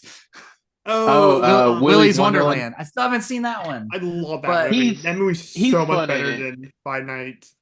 Oh, I believe that. Yeah. I never saw Five Nights at Freddy's. He's always watchable in it. I think it's a bit of a mixed bag, but hmm. But then, um you've had stuff like Mandy, yeah. Mandy, Color Out of Yeah. Space, I need Color to Out you watch know. it. Space. Yes. Mandy's like my kind A of movie. wild third act in The Color Out of Space. It's great. Dude, I love the Uh, part in Color Out of Space when he starts freaking out about the alpaca and he's like, they're so good. fucking alpacas. You can just cut the drama, the video. Someone, I read this somewhere, and I don't remember who wrote it or described it, but they described Nicolas Cage's acting as like freeform jazz, and it's very apt. And Well, the way he describes it himself is he describes it as kabuki. Right. okay, Like that's what he's going for. He Mm. calls it American kabuki. Okay, all right, So if Right. that doesn't endear you to Nicolas Cage, I don't know what will. But Dream Scenario is really cool. It's got a very clever premise. yes, Um, it's got some really fun supporting characters in it. Like Michael Cera shows up for a couple scenes yep. playing like a tech bro, and he's awesome. Yeah, Tim Meadows is in it, weirdly. Oh, that's right. Okay. Yeah. But It's good. it gets into like cancel culture kind Yeah. of Yeah, it as a theme. it's it works for the most part until it's like climax. It's third act, like the end of the movie doesn't quite work. Like they jump forward Yeah, too far. I don't quite know. I like that it goes there, but Yeah. also I don't know what to make of it when it goes there. Yeah. Yeah. But the end is very sweet and kind of touching and very funny to see what Nicolas Cage is wearing. But I don't know if it earns it. It really wants to be a Charlie Kaufman script by the end, It and is it very doesn't quite get there. Yeah. yeah. Right. It's Yeah. another way it's very like adaptation, Yeah. Yes. you know. I'm Yes. gonna have to check that out. Real quick, let's go around the chat. And hmm that's if you can think of it right off the top of your head, what is your favorite Nicolas Cage movie? Or one that Raising Arizona. Raising okay. Arizona. I already know. What about you, Jackson? The first one that pops in your head, like this is Nicolas Cage to you. I don't know. I really don't know. That's tough. On air. Really, Yeah. it's really tough. Okay, I'll tell you what Hey, my favorite one is. if you'd asked me in high school, I would have told you it was Gone in 60 Seconds. Okay. Mm. I'll tell you what mine is. You just put it in the white file according to alphabetical order. Gotta be Vampire's Kiss. Oh, okay. Yeah, I fucking love Oh, that movie. I've seen it, but I don't Yeah, remember that it's much been a about it. minute. Yeah, Eric bought that I for me remember for the my alphabet scene. Yeah. Yeah, yeah, A, Eric B, bought that C. for me for my birthday Yeah. Nice. last year, and Uh, that was a treat. That was probably my favorite birthday present. You're welcome. One of my favorite that and probably like the Wolfman NECA Mm. figure. But no, Vampire Kiss was something. I will Am I say an being true to you, underappreciated. Elva?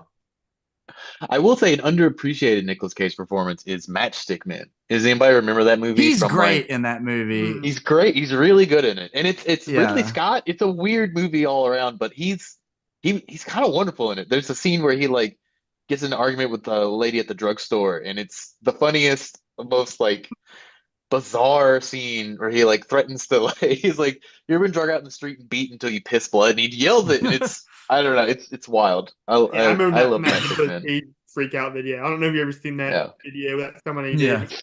Yeah, when they put the Requiem for the Dream theme over it, it's Hmm. pretty amazing. Nobody does it. Nobody freaks out on screen like Nicolas Cage. I mean, the scene in Mandy Yeah. where he's just drinking a bottle of vodka Oh my God. in his It's like underwear. the camera almost doesn't even know what like they don't know what he's going to do. Like there's like a hesitation and it's wonderful. It's a wonderful scene. But anyways, I'll go with my next movie, and I'll do like a group of three of them, so I'll just get them out of the way real quick. Sure. The first one I want to talk about is the Iron Claw. Oh Mm. gosh. Yeah, Still need to see the Iron Claw. dude, Oh my god, it's so good. this movie is amazing. Mm. Like it got me, man. But you got to be emotionally prepared for it. Yeah, but the thing Mm. about it is, like, as tragic as the movie is, it's very. It has somewhat of a positive outlook on it. And if you don't know what the I think movie so is, too. Yeah. yeah. Mm. So you don't know what the movie's about. It's about this real life wrestling family called the Von Erichs, and Mhm. they were like the shit back in like the Texas wrestling scene in the 70s and 80s. Like these guys were huge. Yeah. And they basically experienced a bunch of tragedy, a lot of tragedy in their lifetime. Mm. There did a thing called the Von Erich curse, and that's all I'm gonna say. Because I Mm. would say go into this, watch the movie. Don't look up anything. Like let the emotion of the movie. Because I didn't really know everything about. I mean, I looked up the real story before I watched the movie, and it's still packed a wallop. Mm. I didn't feel like being surprised by the movie. In fact, going into it knowing what was going to happen, I feel like kind of set the stage a little better for me. Because it's like, okay, well, but I guess there was a sense of inevitability to everything that happened on screen. Yeah, since and the I movie's knew the about, basic like, story. Like toxic masculinity, like the or like the consequences of Mhm. that, and then the consequence of parents pushing their kids into whatever endeavor. Mhm. Sure. Basically, like parents like letting their kids or living vicariously through their kids Yeah. through something that they couldn't accomplish in their Mhm. lifetime. I want to find this text message that I sent you, guy, before I saw this movie. If I can Oh, good find it. luck. That's probably a ways back. Yeah. That was like months ago. Yeah. No, it was a couple months Uh, ago. But you can kind of I keep still need to talking. watch it. I almost went the other day and I don't think I was emotionally prepared to sit through 2 hours and 15 minutes. And so I didn't go and I kind of regret not going now. I may go this weekend, try to see it, but that was yeah. That was one of my movies. So I told y'all this, but I'll tell the viewers too. Like on Christmas Day, I went to see 4 movies in a row. I spent all day at the movies. So That sounds I nice watched though. it was great. It was great. And Yeah. especially since all the movies I picked turned out to be good. So I started with The Color Purple, which I really enjoyed. In some ways, it's better than the Spielberg version. In some ways, it's not quite as good. I've seen the live show. I've seen the musical version, the live production of it. So I've never I've heard it's good. I mean, I hear but the movie's good. Yeah. the movie's Stage really version's good. Okay. And then after that, I saw Poor Things, which is a masterpiece. And then I saw The Iron Claw. And I'm very glad that it was what not a the roller movie coaster ride. I'm very glad it wasn't the movie I ended with that day, because by the end of that movie, I was absolutely devastated, ugly crying out loud in a theater full of people. Right. And then I went to see, as a palate cleanser, I went to see Anyone But You, the Glenn Powell, Sydney Sweeney romantic comedy, which was delightful. And Sydney Sweeney, oh my gosh. All right. So here's the text message that I sent you guys right before I saw the movie started. Because I was having a bad day. Like before this, and I basically wrote, "Lucky me, I'm about to watch a super depressing wrestling movie when I'm having a city day and fucking hate everything right now." And then during the movie, because I got the, of course, after the movie, he said, "You Jackson said, you'll pull through. You have your friends and family who love you. We all suffer the pain of the Iron Claw, but we persist." And then Eric said, "For sure, a good movie can always make a bad day better." And then I said, "Damn, that was a great fucking movie." And I basically said to you, Jackson, "Thanks for that message, Jackson. I really needed that." Seasonal depression is really fucking with me this year. Yeah. I don't know, this movie's really got to me. And hearing that song at the end, "I Want to Live Forever." I don't know, just something about that song. Like, I've been listening to that a lot. And just the build up of that guitar riff. And then, I don't know. Just the lyrics to the song, like, just really got to me. Well, you said something earlier that I think is kind of true. Is I wouldn't say that the movie has a positive outlook is quite the way I would put it. But the movie definitely has a gentle, tender spirit. And I think because the focal character is Zac Efron's character, who he plays Kevin Von Erich, who if you watch anything about him now, he retired from wrestling, and he's just lived this very peaceful, like gentle, like family-centered life. And he's finally achieved some level of peace after all the tragedy that his family went through. Yeah, well, they even said that a little bit in the movie, because from what I can remember, I've only seen the movie once, but it seemed like his family life with like his dad and his brothers in the wrestling ring and all that stuff was very different to his other family life with his wife and kids. Yeah. Like, it just like it was just a normal life with them. He would play with his kids, with like their train set or cars or whatever, and they would just look normal. Yeah. And then he's getting his ass kicked by like Ric Flair. So when I went to go see this movie, there was a couple people behind me that were clearly big wrestling fans, and they were big Von Erich fans. And the one guy was like, "Yeah, I'm ready to go to see the Iron Claw." And then the part when it was Ric Flair and he was doing the actor was doing the Ric Flair thing, like being all cocky and arrogant and all that stuff. They started like laughing. Yeah, a lot of big wrestling fans really don't like the performance of the actor that plays Ric Flair. What? He was amazing. I actually enjoyed his performance too, because he's not doing exactly Ric Flair. Like, it's not a dead-on impression or anything, but I thought he did a decent job of like capturing sort of the essence of Ric Flair. Well, here's the thing, like, you got to remember the type of performance. This is like Ric Flair that we see on TV. This isn't a movie about Ric Flair. Yeah. Yeah, if it was a movie about Well, he does have that one scene where it's back in the locker room and he's acting more kind of normal. No, he's not really acting normal. He's still acting kind of weird in that scene. But I don't know. It didn't bother me as much as it bothers some. Like, I like wrestling. I haven't watched it in years, but I remember watching Ric Flair in like the 90s. I never saw him in like the 80s in his heyday, but yeah, Ric Flair's kind of a piece of shit if you know anything about him. Wrestlers do a lot of terrible things. I'll send you a link to this documentary I saw on YouTube. But there's Mm.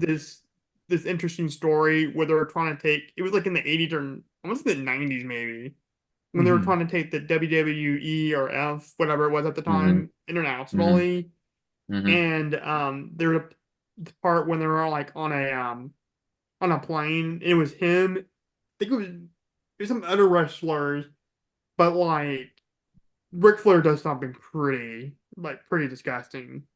Mm. That's surprising. Wrestling is it's such a weird, it's such a strange world Mm, Yes. that they inhabit, and it's often quite tragic. mm, Hmm. They punish themselves physically and mentally just to entertain people. They do not get treated fairly often mm. by the promoters Oh, of yeah, Yep. that their sport. sucks. Yeah, Vince McMahon being the worst offender. Vince McMahon is a terrible, terrible Oh, well, person. some Yeah. stuff came out Which about. he's Yeah, out yeah, now. Yeah. yeah, yeah. Apparently, he's even worse than we thought he was. Yeah. Oh yeah. Yeah. But Yeah, yeah, which is Just surprising. when you think things could get bad, just always know that Mm. Vince McMahon can always get worse. there's a Yeah, really now I good know why Stone. documentary. Go ahead. Yeah, now I know why Stone Cold Steve Austin had a rivalry with them in the '90s. But there's a really good documentary series you can watch on Hulu. It's done by Vice. It's called Dark Side of the Dark Ring. side. Yeah, that's Yeah. where that one I was talking about That's was. the one you were Yeah. watching? Okay. Yeah. Yeah. They did one on It's the good. Von Erich one, Mm, the family. And then there's another one. So there was a wrestler in the 90s named Chris Canyon. mm, Hmm. And he also, one of his characters was named Mortis, and he was a WCW guy. mm, And then I think he went on to the WWE when the yeah. WCW kind of folded. But that's a really good episode. There's actually a guy I know who's on that episode because he used to Oh wow. manage Chris Canyon. He was his That's wild. ringside manager back in the day. That's a very sad story Yeah. because he was a But really, really good wrestler, but he never yeah, got the push to the Hmm. next level, you know. yeah. That's always sad to see with people like that. I gotta say my favorite wrestler of all time is Undertaker. Hmm. I know it's cliche, but I freaking love Undertaker, and it helps that I'm a big horror guy, Hmm. and he's kind of like the ultimate horror themed wrestler. Hmm. Sure. Yeah, I You know I mean, who was I like? always, yeah. I like Chris Jericho. he's good. I love I his like Chris podcast. Jericho. Well, I was Chris always partial to Jericho, Mankind. Mankind yeah. is cool. I was a WCW guy. Okay. I was not a WWE guy, so I'm less familiar with those wrestlers, Hmm. except for the ones that crossed over into WCW, like Hogan and Macho Man and people Sure. like Right. that. But Chris Jericho just he had the funniest like in ring like interviews of Hmm. anybody. Oh, really? I gotta look those up. That's Oh, funny. so funny. He had this feud going with Dean Malenko for a while. I don't know who that is. Dean Malenko, he was just another like guy in the WCW, Hmm. and Chris Jericho had this feud going with him, but it felt like it was like a one-sided feud. Like Chris Jericho really wanted a feud with Dean Malenko, so he just kept Yeah, it really instigating didn't it. care. Yeah, yeah. That's Okay. And it funny. led to some of the funniest like interview hijinks you've Hmm. ever seen. Anyway, But yeah, for sure. Real quick, I just want to say one more thing about the Iron Claw, and then I'll move on to my next film. okay. The thing I really took away from the movie was the fact that we're all gonna deal with tragedy in our life, and we're Mhm. all gonna deal with hardship.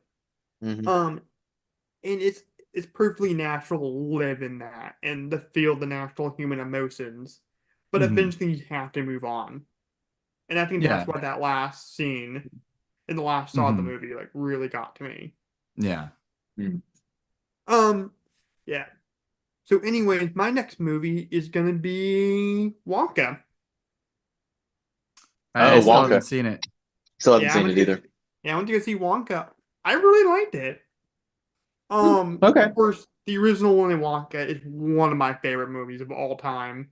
Mhm. Mhm. I freaking love that movie, and it actually turns 50 years old this year, the original one. 74, yeah. Yeah. Yeah. So we're definitely gotta review that sometime, maybe in the springtime. I should get my mom to watch that and do it on our Yeah, podcast. maybe that can be. Well, maybe that can be our first Easter special. To technically, what do you think about? When you think about Easter, like candy. Yeah, that makes I, sense. I mean, I grew up. Easter is about the resurrection of Jesus Christ, Yeah. not Well, really me candy. too, but like, And my mom would definitely affirm that. I don't think my mom thinks about candy at all during Easter. I really, yeah, yeah. Even though bunnies and like And eggs we had definitely nothing to had do. Easter candy when I was a kid because we used to do egg hunts and stuff. That Yeah, was fun. yeah. We used to do that at our family, at a family's house, Yeah. and we had like the special one that had like money in it, which was pretty cool. Yeah, we Mm, had one that we had like the smaller ones that were Mhm. multicolored, and then we had a bigger one that was gold. Oh, So we mm, cool. had the golden egg, and the goal was you had to be the one that found the golden egg because Mm, that had the mhm. best prize, usually money. yeah, Yeah. but All the other anyway, eggs had candy in them. yeah. But anyways, really enjoyed Wonka. I thought Salome did a really good job. Hmm. Trying to because it is like him younger. Like this is the origin story where Sure. like Yeah. you kind of see like the childlike innocence, but you still see a little bit of the crazy. Like Mm. he's not like too beaten down by the world yet. Okay. Yeah. Um, Yeah. and I actually watched the original on Christmas Day, and one Hmm. fascinating thing I thought about was actually the reason why I think Willy Wonka did the whole golden ticket thing is because he's trying to show people like what capitalism does or what greed and selfishness does. In Okay. the original? Yeah, no, in Okay. the It's been a original minute. because like he's putting like these five golden tickets in one of these candy bars where Hmm. that the Hmm. candy bars that he makes millions and millions of, and he's trying to show people like in a weird way, he's trying to show people like, hey, this is what happens when you're selfish. Like this is the ugliness that this just causes. I buy it because I mean, obviously he's exercising sort of moral judgment on these Mm, horrible Sure. children that come to Right. visit his factory. So Right. I guess the question yeah, is, if Charlie hadn't have got it, then it would have just been a bunch of terrible kids that all died in right. his factory. You know what I mean? So he's basically like teaching these kids a lesson in a Yeah. weird way, like an anti-selfishness and anti-capitalist message. They are all pretty gluttonous and terrible. Yeah. Dude, the worst one of that British chick that's like a brat. I cannot stand her. Oh, Veruca Baruka? Salt. Mm. Yeah. I want it now, Daddy. I want it now. Yeah, but anyways, I like the Wonka movie. I like seeing Mr. Bean as a Catholic priest in this church that worships chocolate, basically. Rowan Okay. Atkinson's in the movie? I didn't know that. Yeah, he plays like a priest in like this church where they worship chocolate. Okay. Okay. Okay. All It's right. pretty funny. Um, I am interested in it because it's the director who made like the Paddington movies. hmm, And those are That's like the super one charming. thing that makes me interested in it is Yeah. that it's the Paddington director because hmm, those two movies are absolutely like Yeah. masterpieces of like family film.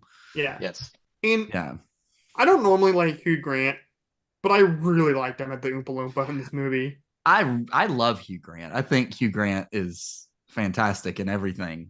Yeah, well, and So, then there's this part in the movie where he does the Oompa Loompa song, but he's Hmm. telling the backstory of how oh, Mm. Willy Wonka stole the chocolate Mm. hmm, from Oompa Island or Oompa Loompa Island okay. or whatever it was.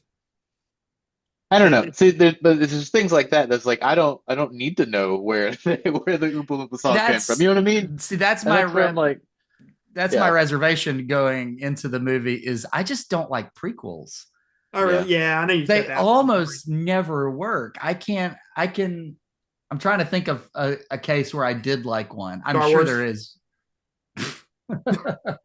mm, I I hate mean, sad. Rogue One. I like Rogue One. Yeah. That's Yeah, technically a that was prequel. really good. That's technically a prequel.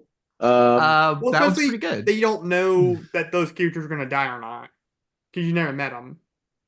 Oh, and Rogue One. Oh yeah, Yeah. no, they're all dead. I assumed everyone knew that they were No, I'm dead from saying the like beginning. versus like Anakin and Obi-Wan and like Yoda. Like you know that they're not obviously gonna die. That's Right. true. I mean, that's the Yeah. problem with like the Obi-Wan show Mm, is it like Oh God, Leia don't is get me like one of the started. characters? Yeah. mm. But Leia's one of the characters in it and she keeps getting in peril and it's just like I know she's It's not like gonna die. Like there's no Yeah. there's no drama here. Yeah. yeah, I couldn't buy that like they met when they were a little girl and then like she doesn't even remember that in A New Hope. Yeah. Yeah. That's the only thing There's I did Yeah. not buy in that show. ugh. I don't know. It's just, I See, don't I want to Yeah. can I talk can about Yeah. that buy show. Obi-Wan and Vader fighting before like years before. See, No, that's no, what no, made no, me stop watching the show. no, no, no. Let me finish, Mm. Jackson. Let me finish. Okay. Because in A New Hope, he says, when we first met, I was a learner, but now I'm the master. That's in A New Hope when Obi-Wan is obviously older. Mhm. He may have been still an apprentice during time or during the events of the Obi-Wan TV series on Disney Plus. That's why I didn't have Yeah, that. but I don't know. It just I don't. It just sort of ruins the mystique of.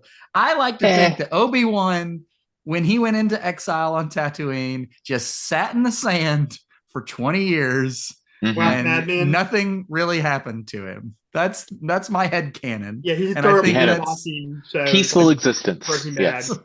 Yeah, he's watched Breaking Bad, Walking Dead, Mad Men, Comic Book Men. I'm just naming AMC shows for whatever reason. I don't know. Yeah, I can just Oh picture boy. that.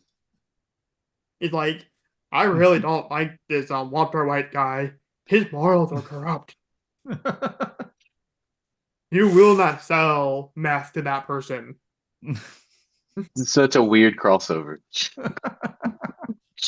Um. Okay. Anyway, the one last movie I want to talk about, and then I'll get to the next Mm. person. I finally watched the Teenage Mutant Ninja Turtles Mutant Mm. Mayhem. That was Mm. fun. Yes, it's Yeah, fun. It's a lot of dude, fun.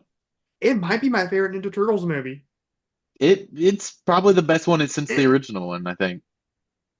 I would see. I don't actually think the original one is that good. I think the first one holds up pretty well. The second one is not good at all. And the The third third one's one I hot like. trash. So you like the third one? No, the second one. It's Oh, fine. oof. It's not I great. don't know. The second one was the first one I saw. And so Hmm. when I was a kid, it was like the greatest thing I'd ever seen. It doesn't Of hold up course, though. yes. Mm. No, no. They don't ever pull their weapons out. They never use it. Yeah, Toka and Razor. There's all just a bunch of like cartoon sound effects. I don't know. Yeah. But Babies. I I love it. loved all the famous people as like the villain mutants. Hmm. Mm. Like yeah, like Paul Rudd as like Yeah. Gecko. Yeah. You have Yeah. That's what I loved is it had so many of the side characters that I used to yeah, have like the toys of, you know? Yes. Yes. Yes. Yes. yeah, Yeah. Yes. and a lot of them I don't remember because I didn't really watch a whole lot of Ninja Turtles growing Mm. up. But I loved Post Malone as Whiplash. And then you got I thought. Rose Yeah. Byrne as Leatherface, the crocodile, who Yeah. in the original That was series, one of my favorite toys was the yeah. Hmm. Leatherface one. I Well, it loved was him. funny because like in the original show, that character had a Cajun accent, but in this one, Hmm. the character's female and had an Australian accent because Rose Byrne is Hmm. Australian. Sure. And I I'm thought I'm the okay fine with with accent it. that. worked even It better. works. Yeah. Yeah. Yeah, it worked even better. So It's great. It's a lot of fun, and Mm. it's like a fast hour and 40 minutes. yeah. It's a good way. It's got a great soundtrack. Like the soundtracks, I think Atticus Ross and Trent Reznor did the score. I think Oh, Oh they did yeah, did. they? Trent Reznor. Yeah, I'm pretty sure. Man, they Yeah, just do everything now. they do. They dipping a toe in all of it. I will say my favorite performance in the whole movie probably with Jack Jan as Mm, Splinter. He was so mm. funny. He's And then great. I really like Ice Cube too. I think Ice Cube oh steals yeah. a lot of his scenes that he's in. I need that little horse. But I Yeah, it's just love, solid. I think. Oh, go ahead. yeah, like the Jackie Chan and Splinter. That's like classic Jackie Chan like style Mm, humor. Like it's like that warming presence, but like it's such a contrast when like he gets real angry and frustrated with people. Hmm. hmm I don't know, I just love saying that with Jackie Chan. It's a lot of I fun. like the influence that the Spider-Verse movies are Mm. starting to have on like mainstream animation. I'm wondering when the other Yes. boot's gonna drop and people are gonna start doing really terrible versions of Oh, It's sure. gonna happen. Yeah. that style. But so far it's working, you know. I So need to far, so see good. what was the one Miller's versus Machines or something like that. I Oh, need it's to watch fun. that one Mm. It's good. because It's apparently it light. And, uses yeah. a lot of that same kind of animation I think, style and yeah, everything. that's another Phil Lord, Yeah. Chris Lord, whatever. I can't remember their names, but those two guys. Yeah. It's Phil good. Lord It's and fun. Chris Miller, I think, are their names. Yes. Yeah. Phil Lord, Chris Miller. Yeah. It's good. It's fun. It's Yeah, nice and light and yeah. Hmm. yeah, I love the part when Splinter was telling the turtles that it's okay to go out into the real world to interact with humans, and he cuts to him like with a bunch of cardboard cutouts of famous people. Mm, You have like the three famous Chris's, or you have like the famous Chris's, like Evan, hmm Pine, and Hemsworth. That cracked me up, dude. That was like one of those like so like I was cracking up so much that I could not hear the next thing that he was saying. Right. Like I have Right. to like rewind it. That's how Yeah. funny it was. I think what works about this movie so well is that it doesn't forget the teenage part of Oh, Teenage not Mutant really. Ninja It is Turtles. not. Yes. That's the secret It. sauce of this movie is it's a teen movie. Yeah. And this is like really probably the first time these teenagers have sounded like teenagers. They sound Exactly. like Yeah. adults in every other movie. Right. It's is refreshing. It's great. It was one Yeah. like and their chemistry together is Yeah. They're good. very It's really funny. good. Yeah. Uh-huh. All right. Does any so I got like four more movies I want to talk about. Does Oh, anybody else geez. have things that you want to talk about real quick? I mean, I watched The Creator. It's not great. Oh, really? I I wa- heard it was pretty yeah, good. it looks good, but that's about it. I watched Godzilla minus one. It's pretty great. I want to see that. The end's a little you can kind of see the end coming Hmm. from a ways. It's a little predictable, but it's fun. What Okay. else? I Godzilla watched, yeah. minus one. Let me just ring in a little bit on that one before we Oh, move okay. on. Okay. So I was really geared up for it. Went to see it. Actually saw it with Nathan Rouse from The Fear Oh, of cool. God when I was in North Carolina. We went to go see that. And the Godzilla scenes are fantastic. Mm-hmm. Everything else in the movie, I was just sort of bored. Yeah, that's fair. I could not That's get the point of invested in Godzilla. I could not get invested in the human characters, but the movie spends so much time trying to get you invested in the human characters, and I just Yeah. wasn't there. They spend so long planning the Mm-hmm. like how they're going to defeat Godzilla. That sequence goes on forever, Have you seen and the original then Godzilla from 1954? no, I haven't. It's all about that. It's all about the human character in that movie. Okay, but are they interesting? Because I Mm, don't think they are in this one. I don't think Well, they I haven't are. seen the new one And yet. then Want to. I will say I hated the ending of mm, Godzilla minus one. I didn't hate the mm-hmm. movie, but I hated the ending. The ending The just end. is a cheat. It's just a Yeah. straight up cheat. Yeah. Yeah. I And I it's not it subtle left about a it either. really sour taste in my mouth. Yeah. I was just like, Yeah. this is bullshit. Yeah, I knew as soon as there's a setup for it, and I knew as soon as I saw it, I was like, oh, they're gonna cop out, and then they copped out uh, again. Like they did a they double copped cop out. out of They it. copped out. Yeah, a double cop out. Yeah, and I was I yeah, hated that so much. I was like, it's movie, a bit unforgivable. commit to your decisions. It was like Yeah, Rise of Skywalker in that way. yeah, Rise of yeah. Skywalker No, kept no, that is like, fair. yeah. That was I will say I enjoyed it. I think a little more than you did. I was on board for a long while. It loses me somewhere in the middle. Um, with our main character, but yeah, you're right. The end is they do one thing that is like I like unforgivable almost. Yeah, It well, didn't quite ruin it for me because it happened so late in the movie, but I don't know. I Yeah. think if the ending hadn't just completely whiffed out the way that it did, I Hmm. might look at the previous like character stuff a little bit more Hmm. fondly. Hmm. But Sure. because Yeah, it yeah. copped out, Yeah, yeah, yeah. because the main character, his arc means nothing at the end. Yeah, yeah, If yeah, for they sure. had committed the other way, his arc would have been a lot more meaningful Hmm. Hmm. because they set up a whole thing about his character at the beginning of the movie. Hmm. And then they have the perfect opportunity to fulfill that character arc, and then they just don't do it. Oh yeah, It made me so mad. yeah. And then there's a big reveal after that. Yes, That is ridiculous. oh yeah. Just doesn't make any Hap- Mothra. sense. no, it doesn't make any sense. And then when that happens, when I was kind of like, okay, and then it was over, and I was like, Yeah. okay. But Yeah, the like I Godzilla said, stuff's great. let me take a guess. It's Mothra, Yeah, right? it's Mothra. Yes, Mothra shows up Yes. at the very end. Yeah. How did you know? I don't know. I just took a I wild love guess. Godzilla. I do love Godzilla movies. I love all the cheesy suit ones and everything. Mm. This one's not as good as Shin Godzilla, which is really wonderful. Have y'all seen that Okay. one? Came out I a few haven't years seen that. ago. Yeah, I'm very limited Um, in my Godzilla it's watching.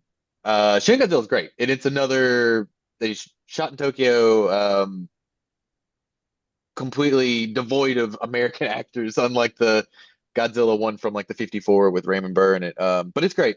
Shin Godzilla is really good, Yeah, and if you liked I parts of this one, then you would probably really like Shin Godzilla more yeah, so. Okay. I don't like the Raymond Burrow edition of the 54. And it's funny because Yes. that was like the only one that Americans watched Hmm. or had available up until like '03. So like for decades Hmm. that's their Godzilla. That's just crazy You to me. couldn't find the original like Gojira one, yeah, for a long while.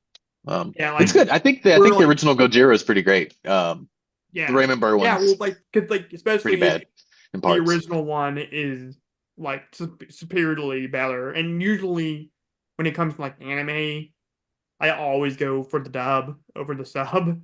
Hmm. But like with Godzilla, the original Godzilla, I will go with the original cut every day of the Mm. week. Just because Yeah, that's fair. I don't like the Women Burrow stuff at all. Yeah, it feels very tacked on. Like once you know, like that Hmm. they basically reshot all these Raymond Burr scenes. They shot all Hmm. those scenes to make it more American, so that they could sell it to an American audience, and then just kind of like Right. squish them into the movie Hmm. haphazardly, and it doesn't really work. Right. But Yeah. um, but yeah, Godzilla minus one. It's fine. Yeah. There's some good stuff. I'm There's some excited to bad watch stuff. it. I'm so It's worth a watch. yeah, It's I'm worth a so watch. happy he got nominated for effects.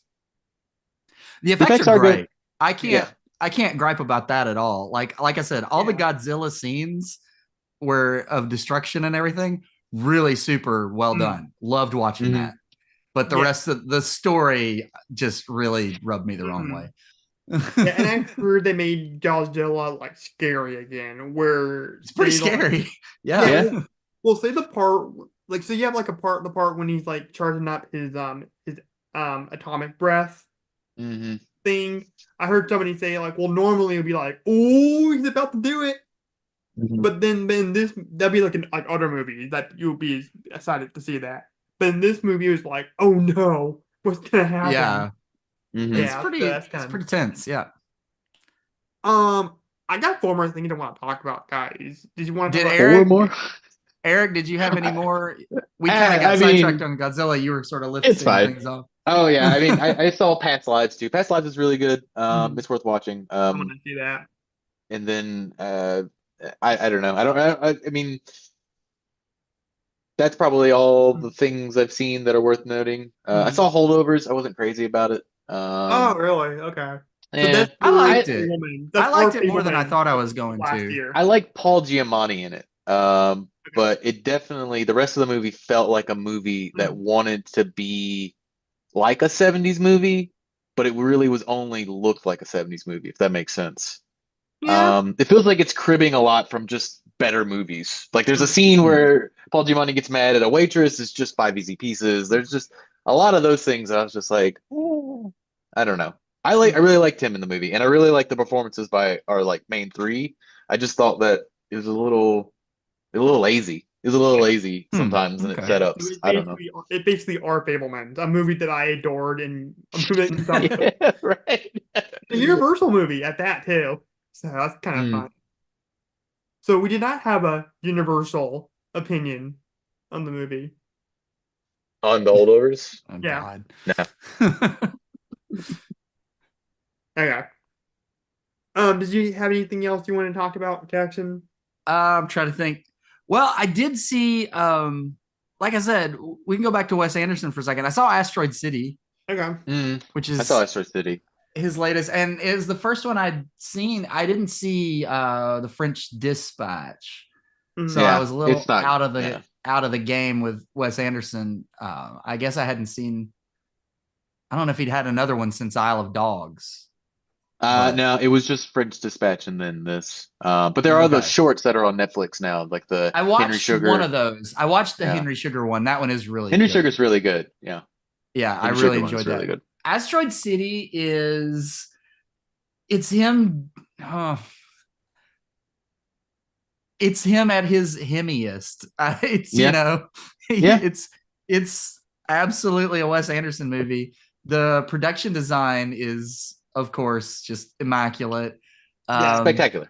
Yeah. I enjoyed it. I thought it went to like emotional places that I didn't expect it to. I mean, Hmm. I always know there's going to be a melancholy streak running through his films. That's just a given Sure.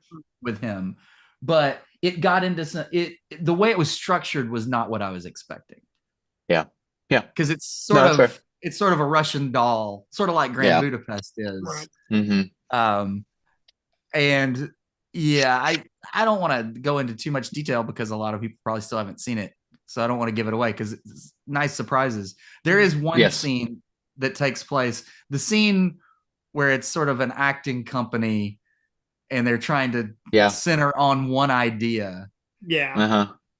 and what I can't remember what the line is, but it's oh Yeah, shoot, they repeat it a lot. I forget what it is like too. it's like you have to sleep to wake up or something like Cup, that. something like that. Yeah. And I don't really know what that scene is trying to say, but it was so Yeah. powerful. It got to me in like the weird lizard part of my brain, I Hmm. guess, Hmm. uh, where it's like I know this is true, I just don't know how it's true. Right. Right. Right. Right. Right. It's Asteroid City has like moments that are great. And Mhm. in the moment it moves briskly and there's always like something interesting happening. But in the end, after the movie's over, I was just kind of like, I don't, Yeah. I did the John Travolta thing, and I was just like, what, do I care? Do I, what happened? Where And did we go? Yeah, I've there's a heard great cameo in it though.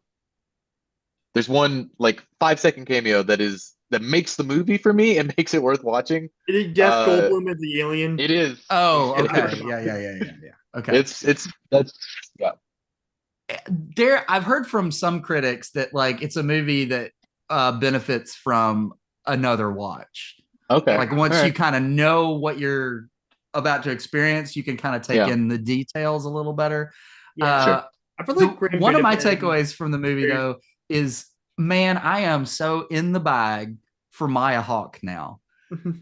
I want her to okay, be in yeah, everything. Between that and yeah, Maestro, like, and mm, Stranger Things, like, I just want Maya Hawke in everything now.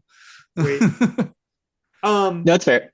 yeah, I remember one time, because my aunt actually bought me a Black Sabbath shirt, the one that Tony Stark wears in the first Avengers, for my birthday, a few years ago, Hmm. and I had it on when I was gonna go pick up Chick-fil-A, and I was in the drive-through part. I didn't do the curbside. And I kid you Hmm. not, there was the person that was in like the little booth, like I guess like kind of crawls traffic or whatever, looked Hmm. a lot like Maya Hawke and complimented my shirt. I'm like, oh, that's cool. I still got her number though. Mm. That Can she was always go pretty back. hot. It's just Chick-fil-A. Yeah. Yeah. But anyways, do you guys have anything else you want to talk to before I get to my last four? I think that's about it. I mean, most of they hit all the high points at least. Okay. I watched other things here and there, but it wasn't We anything didn't really right on. really talk about Poor Things that much. Mm. Mhm.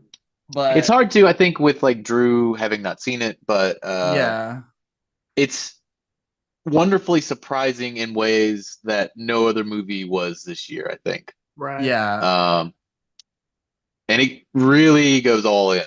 Mm. uh, there, like some of the cinematography is disorienting in ways that I haven't experienced in a movie in Lots of a long fisheye while. lenses. Yeah, Yeah, Mm. and the way it moves definitely at the most sometimes, low I'm like, size. this feels weird. It's Yeah. really good. It's really good. Um, Emma Stone is doing something, and I've always loved Emma Stone ever since hmm Superbad. Like hmm I've hmm I've got season tickets to Emma Stone. Yeah. She pulls off something in this movie that I did not know she had in her, hmm because it's a very technically difficult performance, Yeah. because the character has to go through like all these different stages, like basically all stages of life in a 2.5 hour movie, 2.5 movie. Yeah. which includes like her language evolves throughout the movie. hmm And I just don't know how an actor can Yeah, because he's kind of like get. a child when he first gets created, right? Yeah, Yes. she starts off as a baby, and then by the end of the movie, she's like a full adult. But it's the same physical character Yeah. throughout. hmm Yeah. But Well, she's he was having to completely change her performance every right. few scenes to Yes. reflect how the character is growing. Yeah. But the way that the character uses words is very Uh-huh. central to it. And so the Uh-huh. dialogue is very difficult, and she sells the hell out of it. Mm. It's Yeah. amazing performance. And I hope Yes. she wins. I really I hope hope she she wins. does too. I really I like Lily Gladstone in Killers of the I Flower do Moon, too. but Yeah, but yeah. I'd be okay with either, honestly. I I would be really fine with either. Yeah. yeah, I yeah, really like yeah, same. Gladstone just because it's been a little over 50 years since Marlon Brando won for Godfather, and he had the whole thing where he got his friend who was named for mayor again to come up and basically say, "Hey, Marlon Brando will not accept this award tonight because us named American people need to be treated with more respect Yeah. in the movie industry." And I think that would be really cool to see a Native American woman win it I think it after would be 50. cool if there was a tie, because there have been ties at the That's Oscars true. before. There I has can't been. remember who it was, but it was in an It's been a acting long category, while. Right. Yeah. And and there plus, was a tie. I think it'd be great if there was a tie. yeah, and plus, like Let's bring it Gladstone back. will deserve it because he's the heart and soul of that movie. But I'd be okay with Emma Stone winning it too, from everything I've been hearing about it. Mm, Yeah, so I'll definitely check that out for sure. It seemed interesting. I think the first thing that people were saying about it that really hooked me was it being hmm a twist on the Bride of Frankenstein kind of hmm story. Oh, for it's definitely a Yeah. Frankenstein story, Yeah, and then Yeah. and Willem Dafoe is in it again as oh, the I gotta Dr. talk about that. Frankenstein character, and he's Yes. amazing.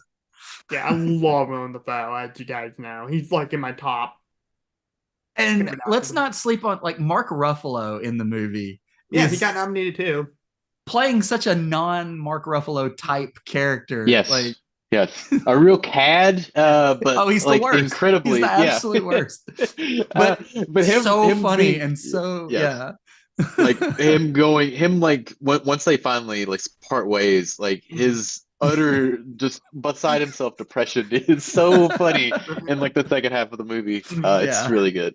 It's Yeah, and so good. then yeah, and then people, and then I heard, of course, there's all like these like Emma Stone gets rolled down and dirty in this movie. I'm like, oh yeah, I'm definitely really want to watch this movie now because of There's that. definitely a lot of that. Yeah, Oh yeah, yeah. yeah, I'm And I'm I will say excited. I'm that excited to see that. that is nice about Mark Ruffalo too. Is like we see a lot of Mark Ruffalo in the movie, Yeah, as you and said, he's I like think a it's 50-year-old dude and really just giving it his all. So yeah. I mean, more power to him. I really do think it's unfair that with as much as women are expected to get nude or get nude in Mm. movies, like men don't have that same amount of. Talk to Barry Kellogg. Well, that's Kyogen, I recent, but I'm think just I is saying mean that like Killigan, there's yeah. so yeah. many nude Saltburn, scenes with yeah. women when they show it all, and I'm fine with that. Not for the reasons that not for the male gaze Yeah. aspect of it. I'm talking Sure. about just for the comfort, and them feeling comfortable in that.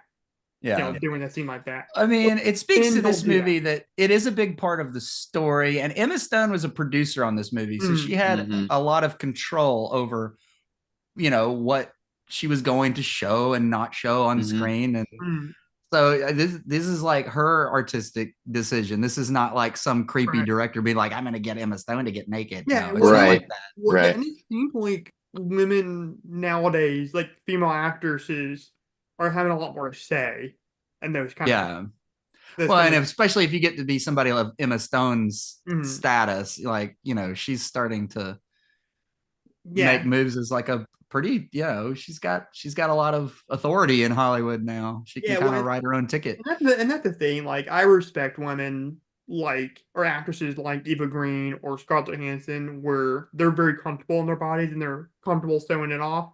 But I also Mhm. Mhm. respect actresses like Jessica Alba. That Yeah. they're just awkward for them. I totally respect Yeah, both. just let the actors make their own Sure. choices about what they want to do on screen. That's Yeah, the way to do it. absolutely. And Okay, yeah. my last four, and I'll Uh-huh. go in order for the first three, and then the last one, the big one I want to talk about. Okay. Okay, the first one, I totally forgot about to talk about this in our last stream in December, but my mom's birthday is right close to Christmas time, Mhm. and she's a big fan of the actor Ed Harris. Like that's like her celebrity crush right there. Sure. Nice. And she loves the movie that he's in called The Abyss. Mhm. Oh yeah, yeah, yeah.